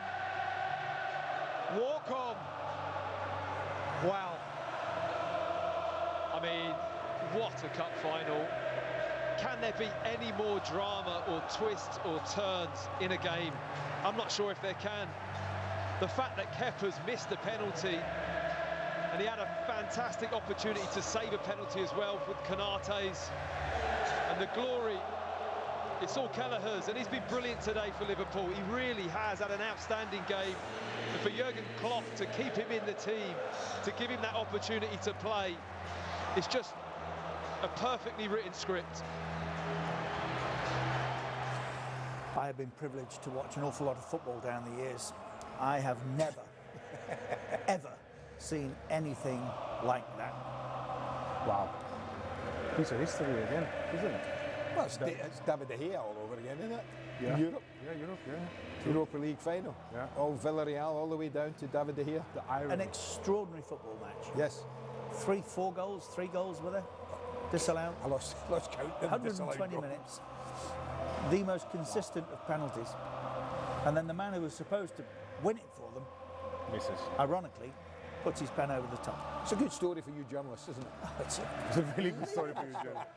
You hate to see it as well, because you don't wish any bad on anybody, especially on Kepa, coming off the bench. It's not his decision. Well, as you said, there's a hero and a villain. Well, yeah, exactly. In every story. It is. But the hero became the villain. Or the intended hero. Can I just say though, Richard, I mean, whatever you think about, it's not Kepa's fault that they think, right? But what I'm saying is, it doesn't matter who had been in goal for either team. Those penalties, maybe a couple were iffy, but they found the back of the net. About 17 of those penalties were terrific. Yeah. I mean, terrific. You just wouldn't have saved them, whoever was in goal. So, hats off to the boys under a pressure cooker situation like we've just seen, that they were able to keep themselves composed and do what they had to do. But it's like that's unbelievable, really unbelievable. Yeah. It does make a bit of a nonsense of changing your goalkeeper, though, doesn't it? No, I mean, Mendy must be thinking to himself, well, I'd have got nearer 1 or 2 of those. Listen, I'm with you. I've never been one for saying change your goalkeeper, right? I think you got your best goalkeeper's in goals because he's your best goalkeeper. Absolutely. Right? But you know what it's like now. We have all these stats Everything's taken down. All stats are computed. It's a bad penalty, by the way. Yeah? It's a bad penalty. It's not come down, it's still I gone think up. they're still searching for It's the ball. still gone up, yeah. No, it's bad. It's a bad penalty. But, you know, in that sense, I mean, I just told you also the story beforehand. I mean, it's just one of those things that you have to look at the stats from a goalkeeper. Of course, you cannot compare the situation that I had in 2014 with the national team to this situation, because I think Mendy is probably one of the best goalkeepers, if not the best goalkeeper in the world. So why would you change him? But sometimes you make a decision what you think is best for the team, and it didn't work out. So one thing is for sure, this is not going to happen again, I think, in the near future, if Chelsea's going to win it, going to reach a final, and they're going to go to a penalty shootout. I'm a third-time lucky kind of guy, said Jurgen Klopp. And the other thing he said, which I think he was right about, we don't be remembered as a team that didn't win enough. Yeah. Well, this group of players, they've won everything else. They've won the FA Cup, yeah? No, they haven't won the FA Cup. So they've still got that to do this group of players to complete a domestic treble. But Club World Championship, they've won. Champions League, they've won. Premier League, they've won. Charity Shield. Super Cup, they've won. I think this is a rare occasion when you can say each and every member of the team contributed. All 11. Consistently scoring goals from the penalty spot. 11 out of 11. Brilliant. Fantastic. Brilliant. What about that Fabinho penalty, by the way? That Panenka. Huh? You gotta have yes. Some nerves, some big guts to do that. Big cojones. Oh, massive ones. Grande cojones. Massive. Steel. Yeah, grande cojones. Grande steel ones, yeah. Grande steel cojones. Goodness me. My days, what a penalty that was. But yeah, another silverware for Harvey Elliott, who wasn't in the match day squad. No, until Thiago Alcantara picked Spare a up an thought injury. for Thiago. And then stepped up for a penalty and fantastically taken penalty taken as well. I think Liverpool are always better when there's one or two Scousers in the team. You think so? Yeah. Well, that's few and far between these days now. I know, but I think they know what's required. I certainly think whether they're Scousers or not, but any Brit that's in that Liverpool side knows all about Liverpool, knows all about the history. That's for sure. By the way, you mentioned it during the course of the game, Andy, when he took his pen so smoothly tonight. How good was Thiago? Oh, I mean, when I'm looking at him, and Virgil van Dijk's regarded as the best defender, I guess, one of the best defenders in the world. But when I was watching him tonight, Thiago Silva at 37 years of age, Richard, against three of the best front men, when Jota came on, and Mane he dealt with, and Jota he dealt with, and Salah he had dealt with at various times. The way he's just, I mean, it looked like he could have been playing with a pair of slippers and a cigar in his mouth. He was that good. Honestly, now just strolled around that football pitch. The way played passes, never wasted a pass. The thing is his awareness is key, because when you get older, you need to have your awareness, and the anticipation on the situation that you are being across. Plus, I have to say, the system that they are playing with three in the back suits him more. Of course. They're playing with four because of the age and also his speed, you know, being limited. So many little sub-stories. Fantastic. Thank goodness Lukaku didn't miss. Yes. Oh. Yes. No, I was rooting for him. But he's what? He's an inch away from scoring the winning goal? Yeah. But I mean, both of the teams, though. I mean, both teams had fantastic opportunities to win the game. So many goals disallowed. I don't know how many goals are disallowed, 3 or 4 already.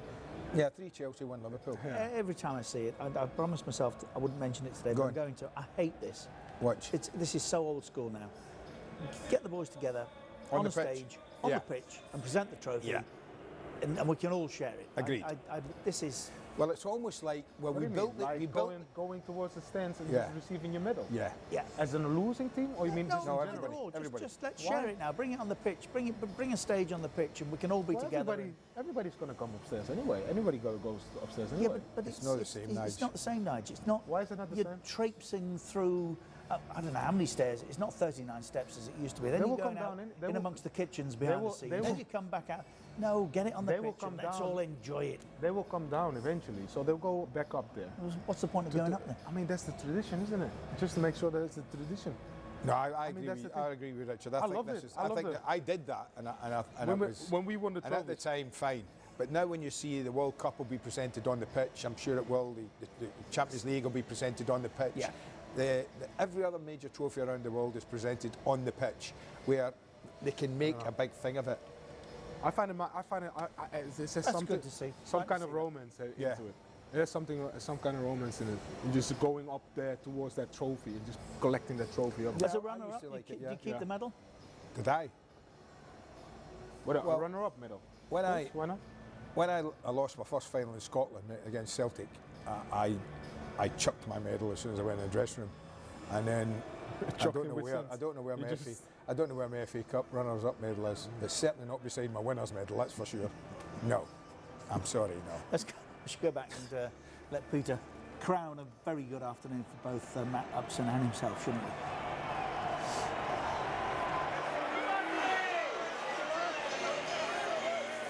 And so the ribbons are red.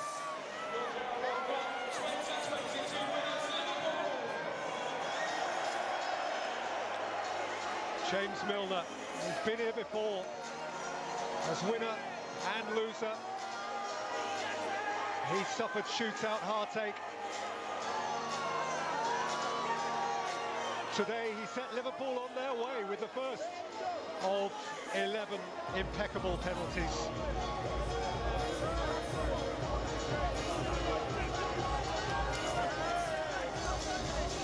A lot of steps to climb here at the end of 2 hours football, but I guess you're floating if you've won. They are floating because the ribbons will be red. It's a trophy which has been hoisted for them down the years by timeless legends. 3 times by Souness, by Fowler, by Rush, most recently by Steven Gerrard.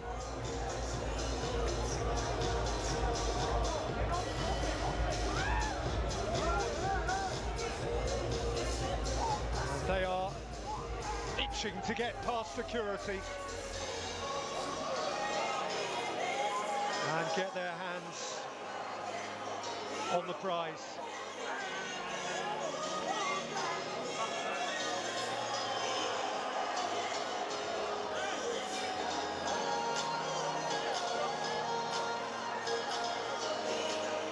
They've been accustomed to moments like this.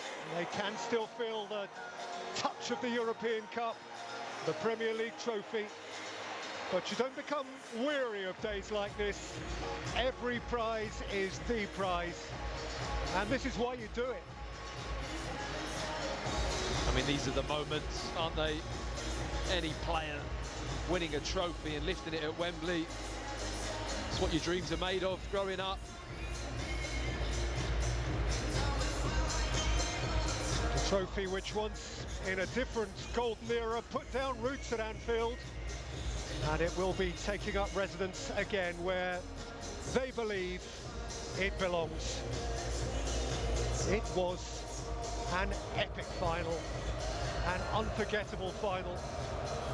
Perhaps the best goalless game of football you ever saw played. And then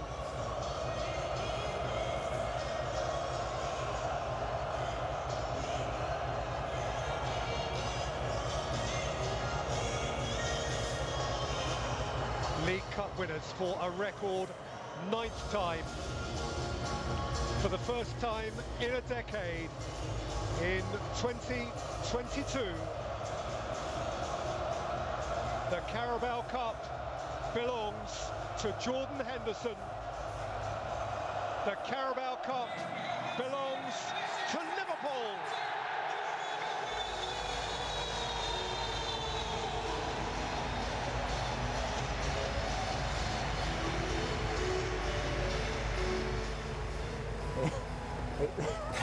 They got there in the end. Well, it's become his tradition, hasn't it, Jordan Henderson, to lift a trophy like that. Half of them went the wrong way and got medals that we didn't see presented. But as you say, they got there in the end. Yeah. No idea who's on that balcony now. Well, half went up the right way, half went up the wrong way. That Liverpool's owner, by the way, right? Is that Liverpool's owner? Yeah, he'd be there, definitely, yeah.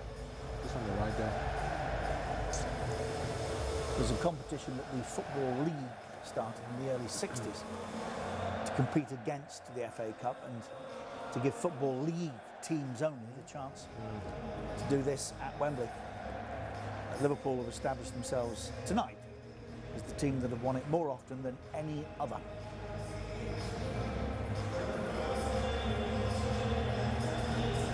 Because although it's now called the Carabao Cup, various different incarnations, it's been the Milk Cup, yes, Littlewoods Milk Cup, Cup, Rumbelows Cup.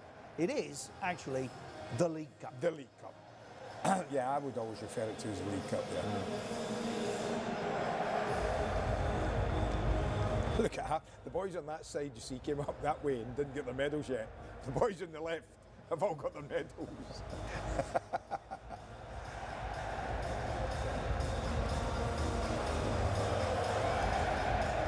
This is what Manchester City usually do, of course.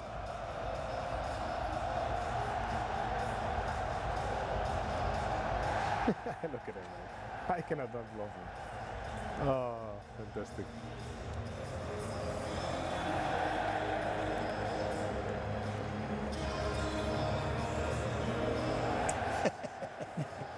Who is that?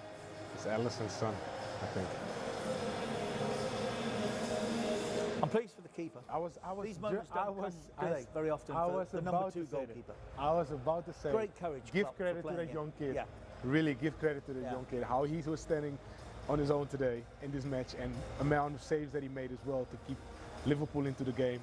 And obvious, at a 10-10 and a penalty shootout. That's earned him a move that will sustain his career. He now won't just become number 2 somewhere else. He's definitely got a chance. Yeah, he has got a chance. Yeah. Fantastic. No, I'm really pleased for him. Thiago smiling last. There we are. Liverpool 9 League Cup wins, edging ahead of City now.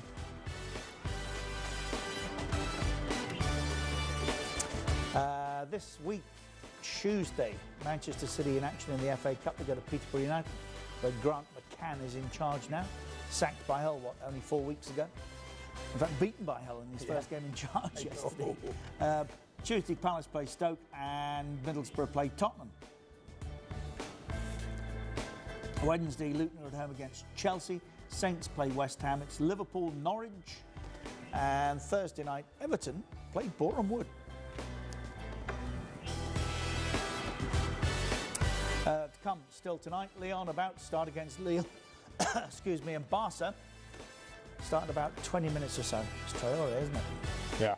It's having a fantastic start on Barcelona, by the way. 5 games, 4 assists. The boy's on fire. Aubameyang hasn't done bad either, has he? No, he's doing well. We're not done yet. Reaction, if we can get it before we leave you tonight, so don't stray. On an evening when Liverpool won the League Cup, the intended hero ended up being the villain.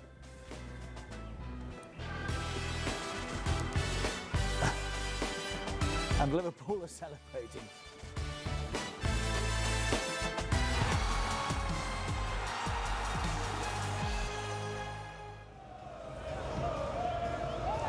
There we are, having safely navigated eventually steps both sides of the podium. Liverpool are together. Medals and all, and of course that free-handled League Cup.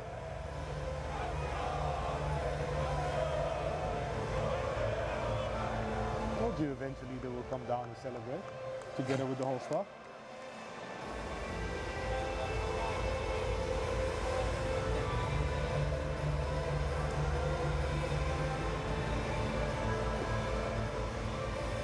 There's always, of course, got to be a loser. I have to say I'm in many respects hugely disappointed for Chelsea because they've contributed enormously to what was a fabulous 120 minutes, didn't they? Yes, I mean, as I said, you know, you look from start to finish from that early chance that Pulisic had.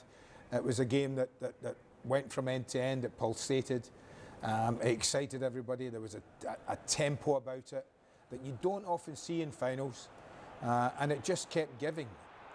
As we said, the only thing it didn't give, well, it did, but none of them counted, were goals. Yeah, it's unbelievable. That one there, that chance there, that for me, that's a massive chance in a cup final. Yeah, massive chance, yeah, of course. It's funny that you said like this is probably one of the best finals that we've seen without both teams even scoring goals, because normally you would think like a final is great when both teams score goals in a 2-2 draw or a 3-2 win or whatsoever. But this game had it all. Intensity, the drama, you know, everything in it that it had in it. This was a great save. And we were discussing this as well, you know, after first half. If Mane would have scored there, we were talking about this save differently, right? I mean, I but the think we second probably one, would, Nige, yeah. This one here. Yeah, I think My we'd days. probably be saying he should have pushed it further away, but listen, he made a brilliant second save, didn't he? I mean, the 3 chances that Chelsea got in the first half, one got to hit the back of the net, right? Even this one, even though it's a little bit in the back, played it behind him here. You see where he's coming from. I guess Mount's sitting somewhere still seeing that. Yes. Yeah. He's seen this even more. Is this the one? This is also a good one.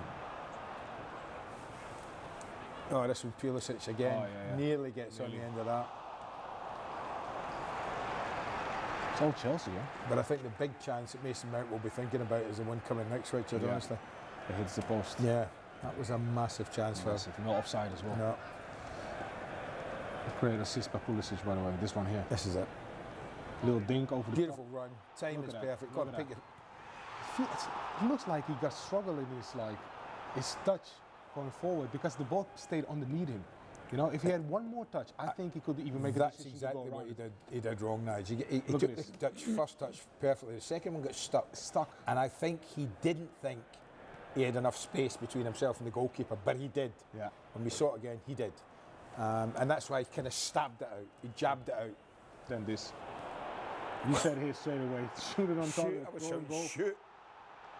It's not offside, but then I think this was going wide anyway, right? Should he have taken it earlier? When he first gets the ball? Salah. Suarez, like? Well, I think, I mean, I don't know if he'd looked up, but certainly the goalkeeper must have been well off his line. Controversial. Then we started a series of disallowed goals. Yeah, it's the first one. That was the first one.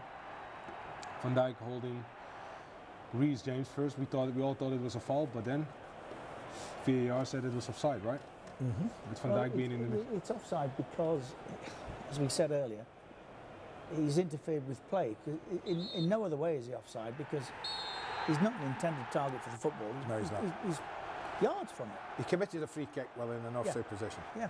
Yeah, and it affected the play because he stopped Reece James from going towards the football. Yeah. So we'll give him that. We've seen them before this season. Yes, we have. And we have. But I mean, Joe Matip does well. I mean, to anticipate it, to take a chance, and he thinks he's probably won the cup for his team, but not to be. This is another really good chance. That was an extra touch for me. When you talk about taking an extra touch, I think he got himself too close to the goalkeeper there. Yeah. I think he could have hit it early. It was good that Mendy, he made his ankle smaller as well. This one's the offside here, the one that ruled out because there was Lukaku and Werner were both offside. Well offside. At this time we were just going back and forth, wasn't it? Ball from Diaz here, by the way, though. You can't be dribbling there. And No, you can't. Got to kick the ball away, especially when your defense got to go forward. But they got out in a nice line. Liverpool left them in there. Yeah. This was also very poor defending by Chelsea. Shocking defending. 2 against 1 at the corner. I mean, look at this. It was like a kids' game, wasn't it? They're all trying to kick the ball and it's not going anywhere. But Mendy to the rescue again. Yeah. I mean, the form that he was in, especially in the game again with the momentum. Should you take him? Should you then take him off? I mean, look at this save again. I've already seen that in the back of the net, though. Looks like he had these go gadget arms, doesn't he? Yeah, look at this save. Fantastic. I expect him to save that one. Yeah. Yeah, it hits him in the arm, but his arm's tucked into his body, so there's no penalty there. But this. That's a great save, by the way. That's a great save. Because he's 4 yards out. Yeah. And it arrives at him so quickly. That's great and awareness. His reaction was David De Gea, like, just sticks out the boot. Great save. Great awareness. Great awareness. This one was the most controversial. Yeah, it was. I mean, we only see one situation here, one line, right? But that's too close to call for me. It's that's too close to even yeah. ask VAR to be involved for me. Early in the season, we weren't so close. Look at the disallowing those goals. Come on, let me. Look at this. I think we're back, Richard, to finding ways to disallow goals. But look at rather than allowing The them. way we found here was to take a line from the bottom of the shirt sleeve. Yes. Yeah, but it doesn't matter. Which is ridiculous. Look at the line, the shadow of the line on the pitch. Van Dijk is far over that line. Yeah, on the beginning of the line. Lukaku is still before it. So it doesn't make no sense. And you see only one line here. I mean, I'm still flabbergasted in that decision, though. Well, it wasn't the end of it. It wasn't. No, because Kai Havertz thought he had given Chelsea the lead. But for the third time, he just goes a little early. Yeah. I mean, he's just strays. He almost strays. He doesn't go, he strays. He's only a foot or two. Really good finish that as well. He thinks, is it? No. Wait, by this time he should have known better. Yeah. Hold off, wait a minute. Yeah, this is. I think this was the crucial point at the end of the match. 28 minutes, 1 minute and 30 seconds to go, and he changed the goalkeeper. No, I'm sorry, I'm not buying into this. No, I'm not a fan of it. I have to be honest with you. Yeah, now we could say no. It was not a bad. It was a bad decision. Well, I did before. Yeah. Yeah. I mean, you know, you this is probably the best goalkeeper in the world for now at this stage.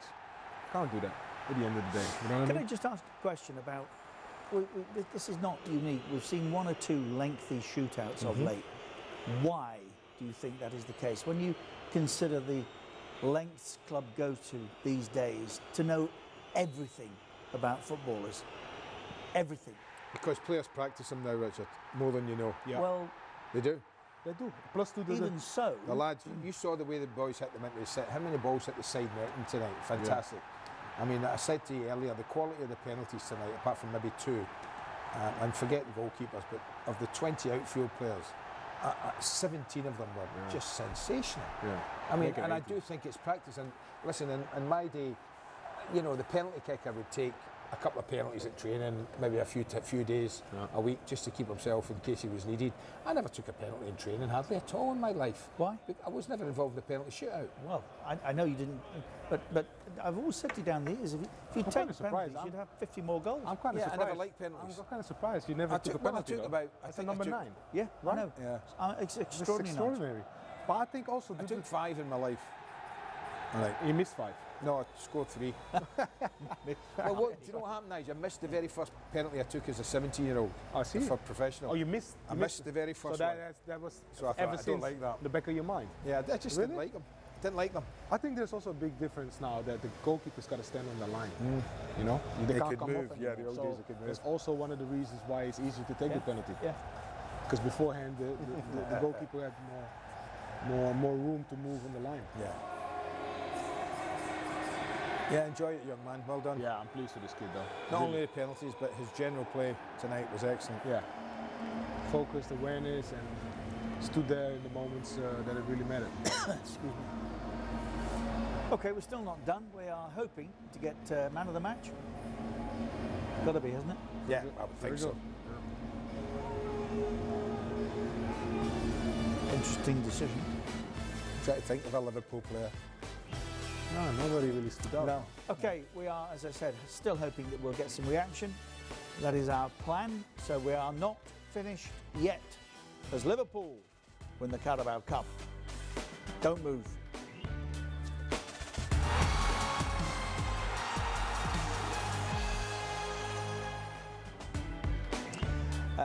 It feels, and I've said this a number of times, as though it's just around the corner now, and I suppose in some ways it is, the FIFA World Cup Qatar 2022. If you subscribe to BeinSports now, we'll give you a 30% discount for doing so. Use the promo code Qatar 2022. More details at bein.com/Qatar 2022. Terms and conditions apply, of course.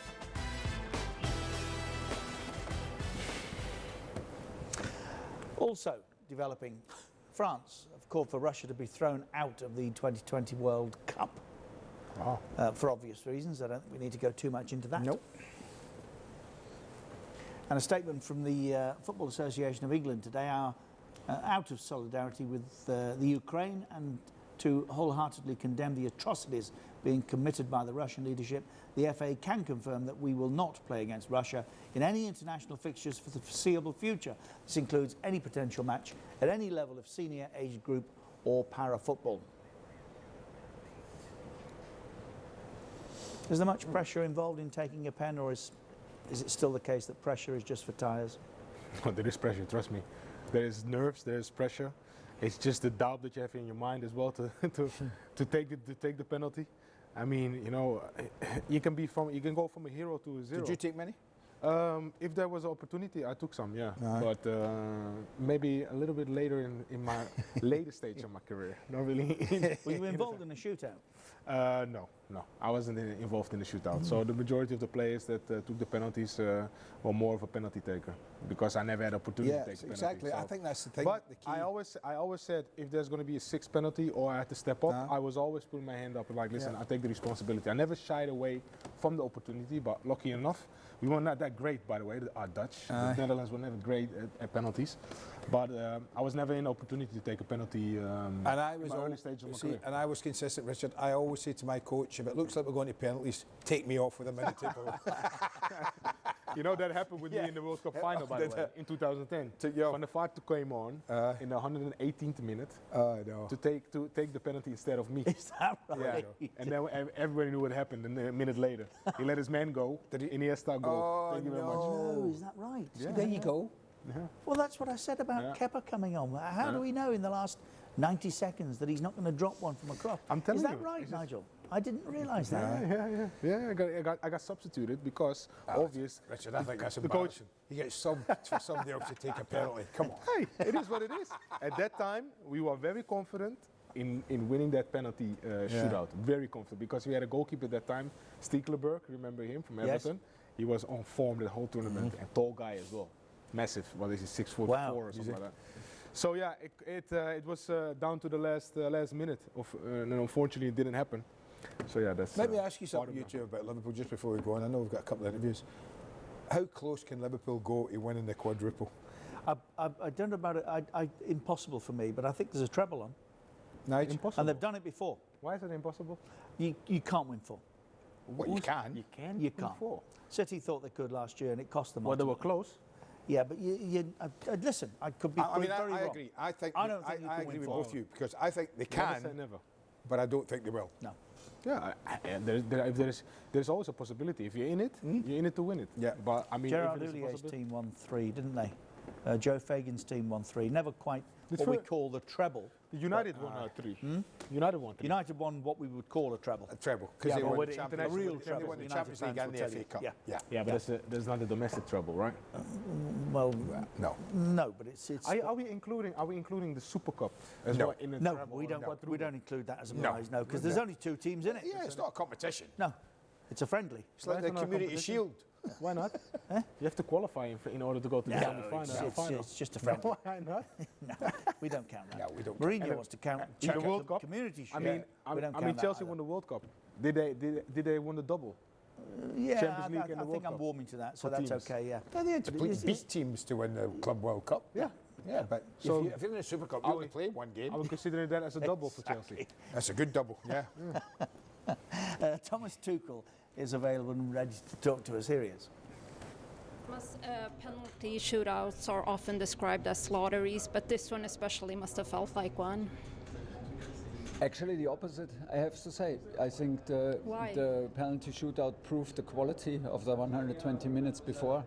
Was absolutely brilliant from everybody until, unfortunately, our last penalty from the goalkeeper. But very rarely I have seen a quality shootout like this, and was by far not a lottery today. And before that, the goalkeepers in both teams were the standout players in this game. Yeah.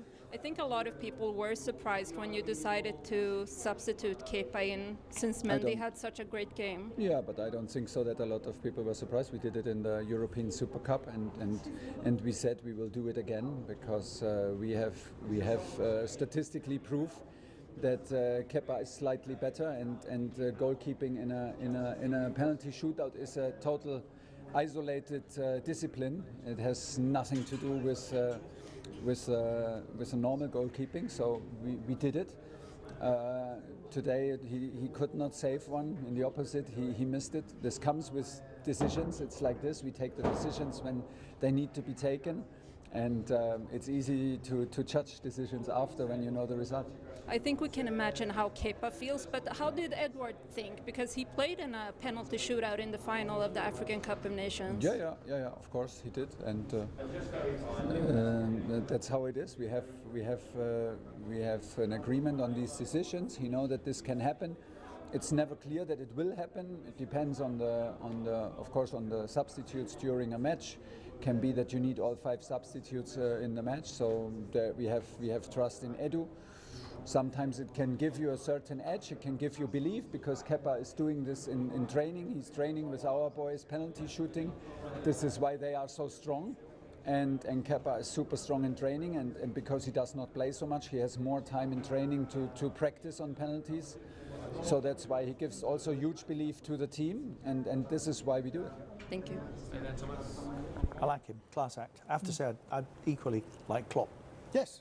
Can't disagree with anything you've said there, Phil. On the front foot, both of them, their teams express themselves in the manner that you've always said, haven't you, the character of the personality of the coach comes out in your team. Yeah, it's a reflection of the coach. Yeah, and the way your team is set up, I think, and it shows both of them. I mean, I think they deserved it both. You say that as well. Like give both of the teams 6 months. I would have the League Cup 6 months. Just call scrap it it and call it off. Yeah. I mean, that's how good of a game it was today. I mean, it was a fantastic, energetic, intense game. Van Dijk.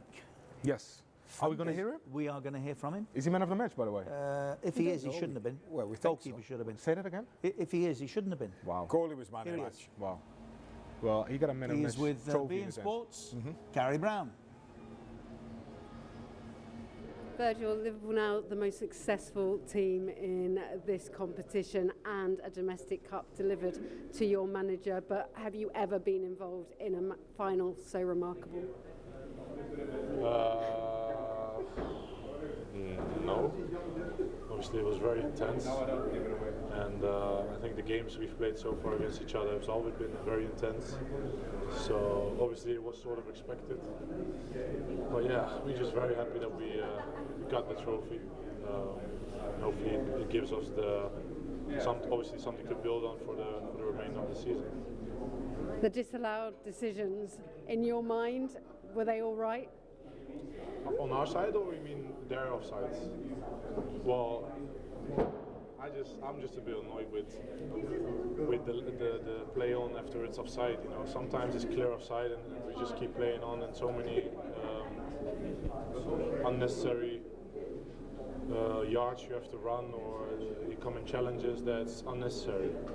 So I'm not a big fan of this rule. Talking about disallowed goal, I think is also a bit of a strange one in my opinion. Obviously I started in offside position, but I'm not even participating in the whole action. Sadio was the one who had the ball. I'm not even trying to get involved. So it's I don't understand it really, but what can I say, what can I do? You know, nothing much.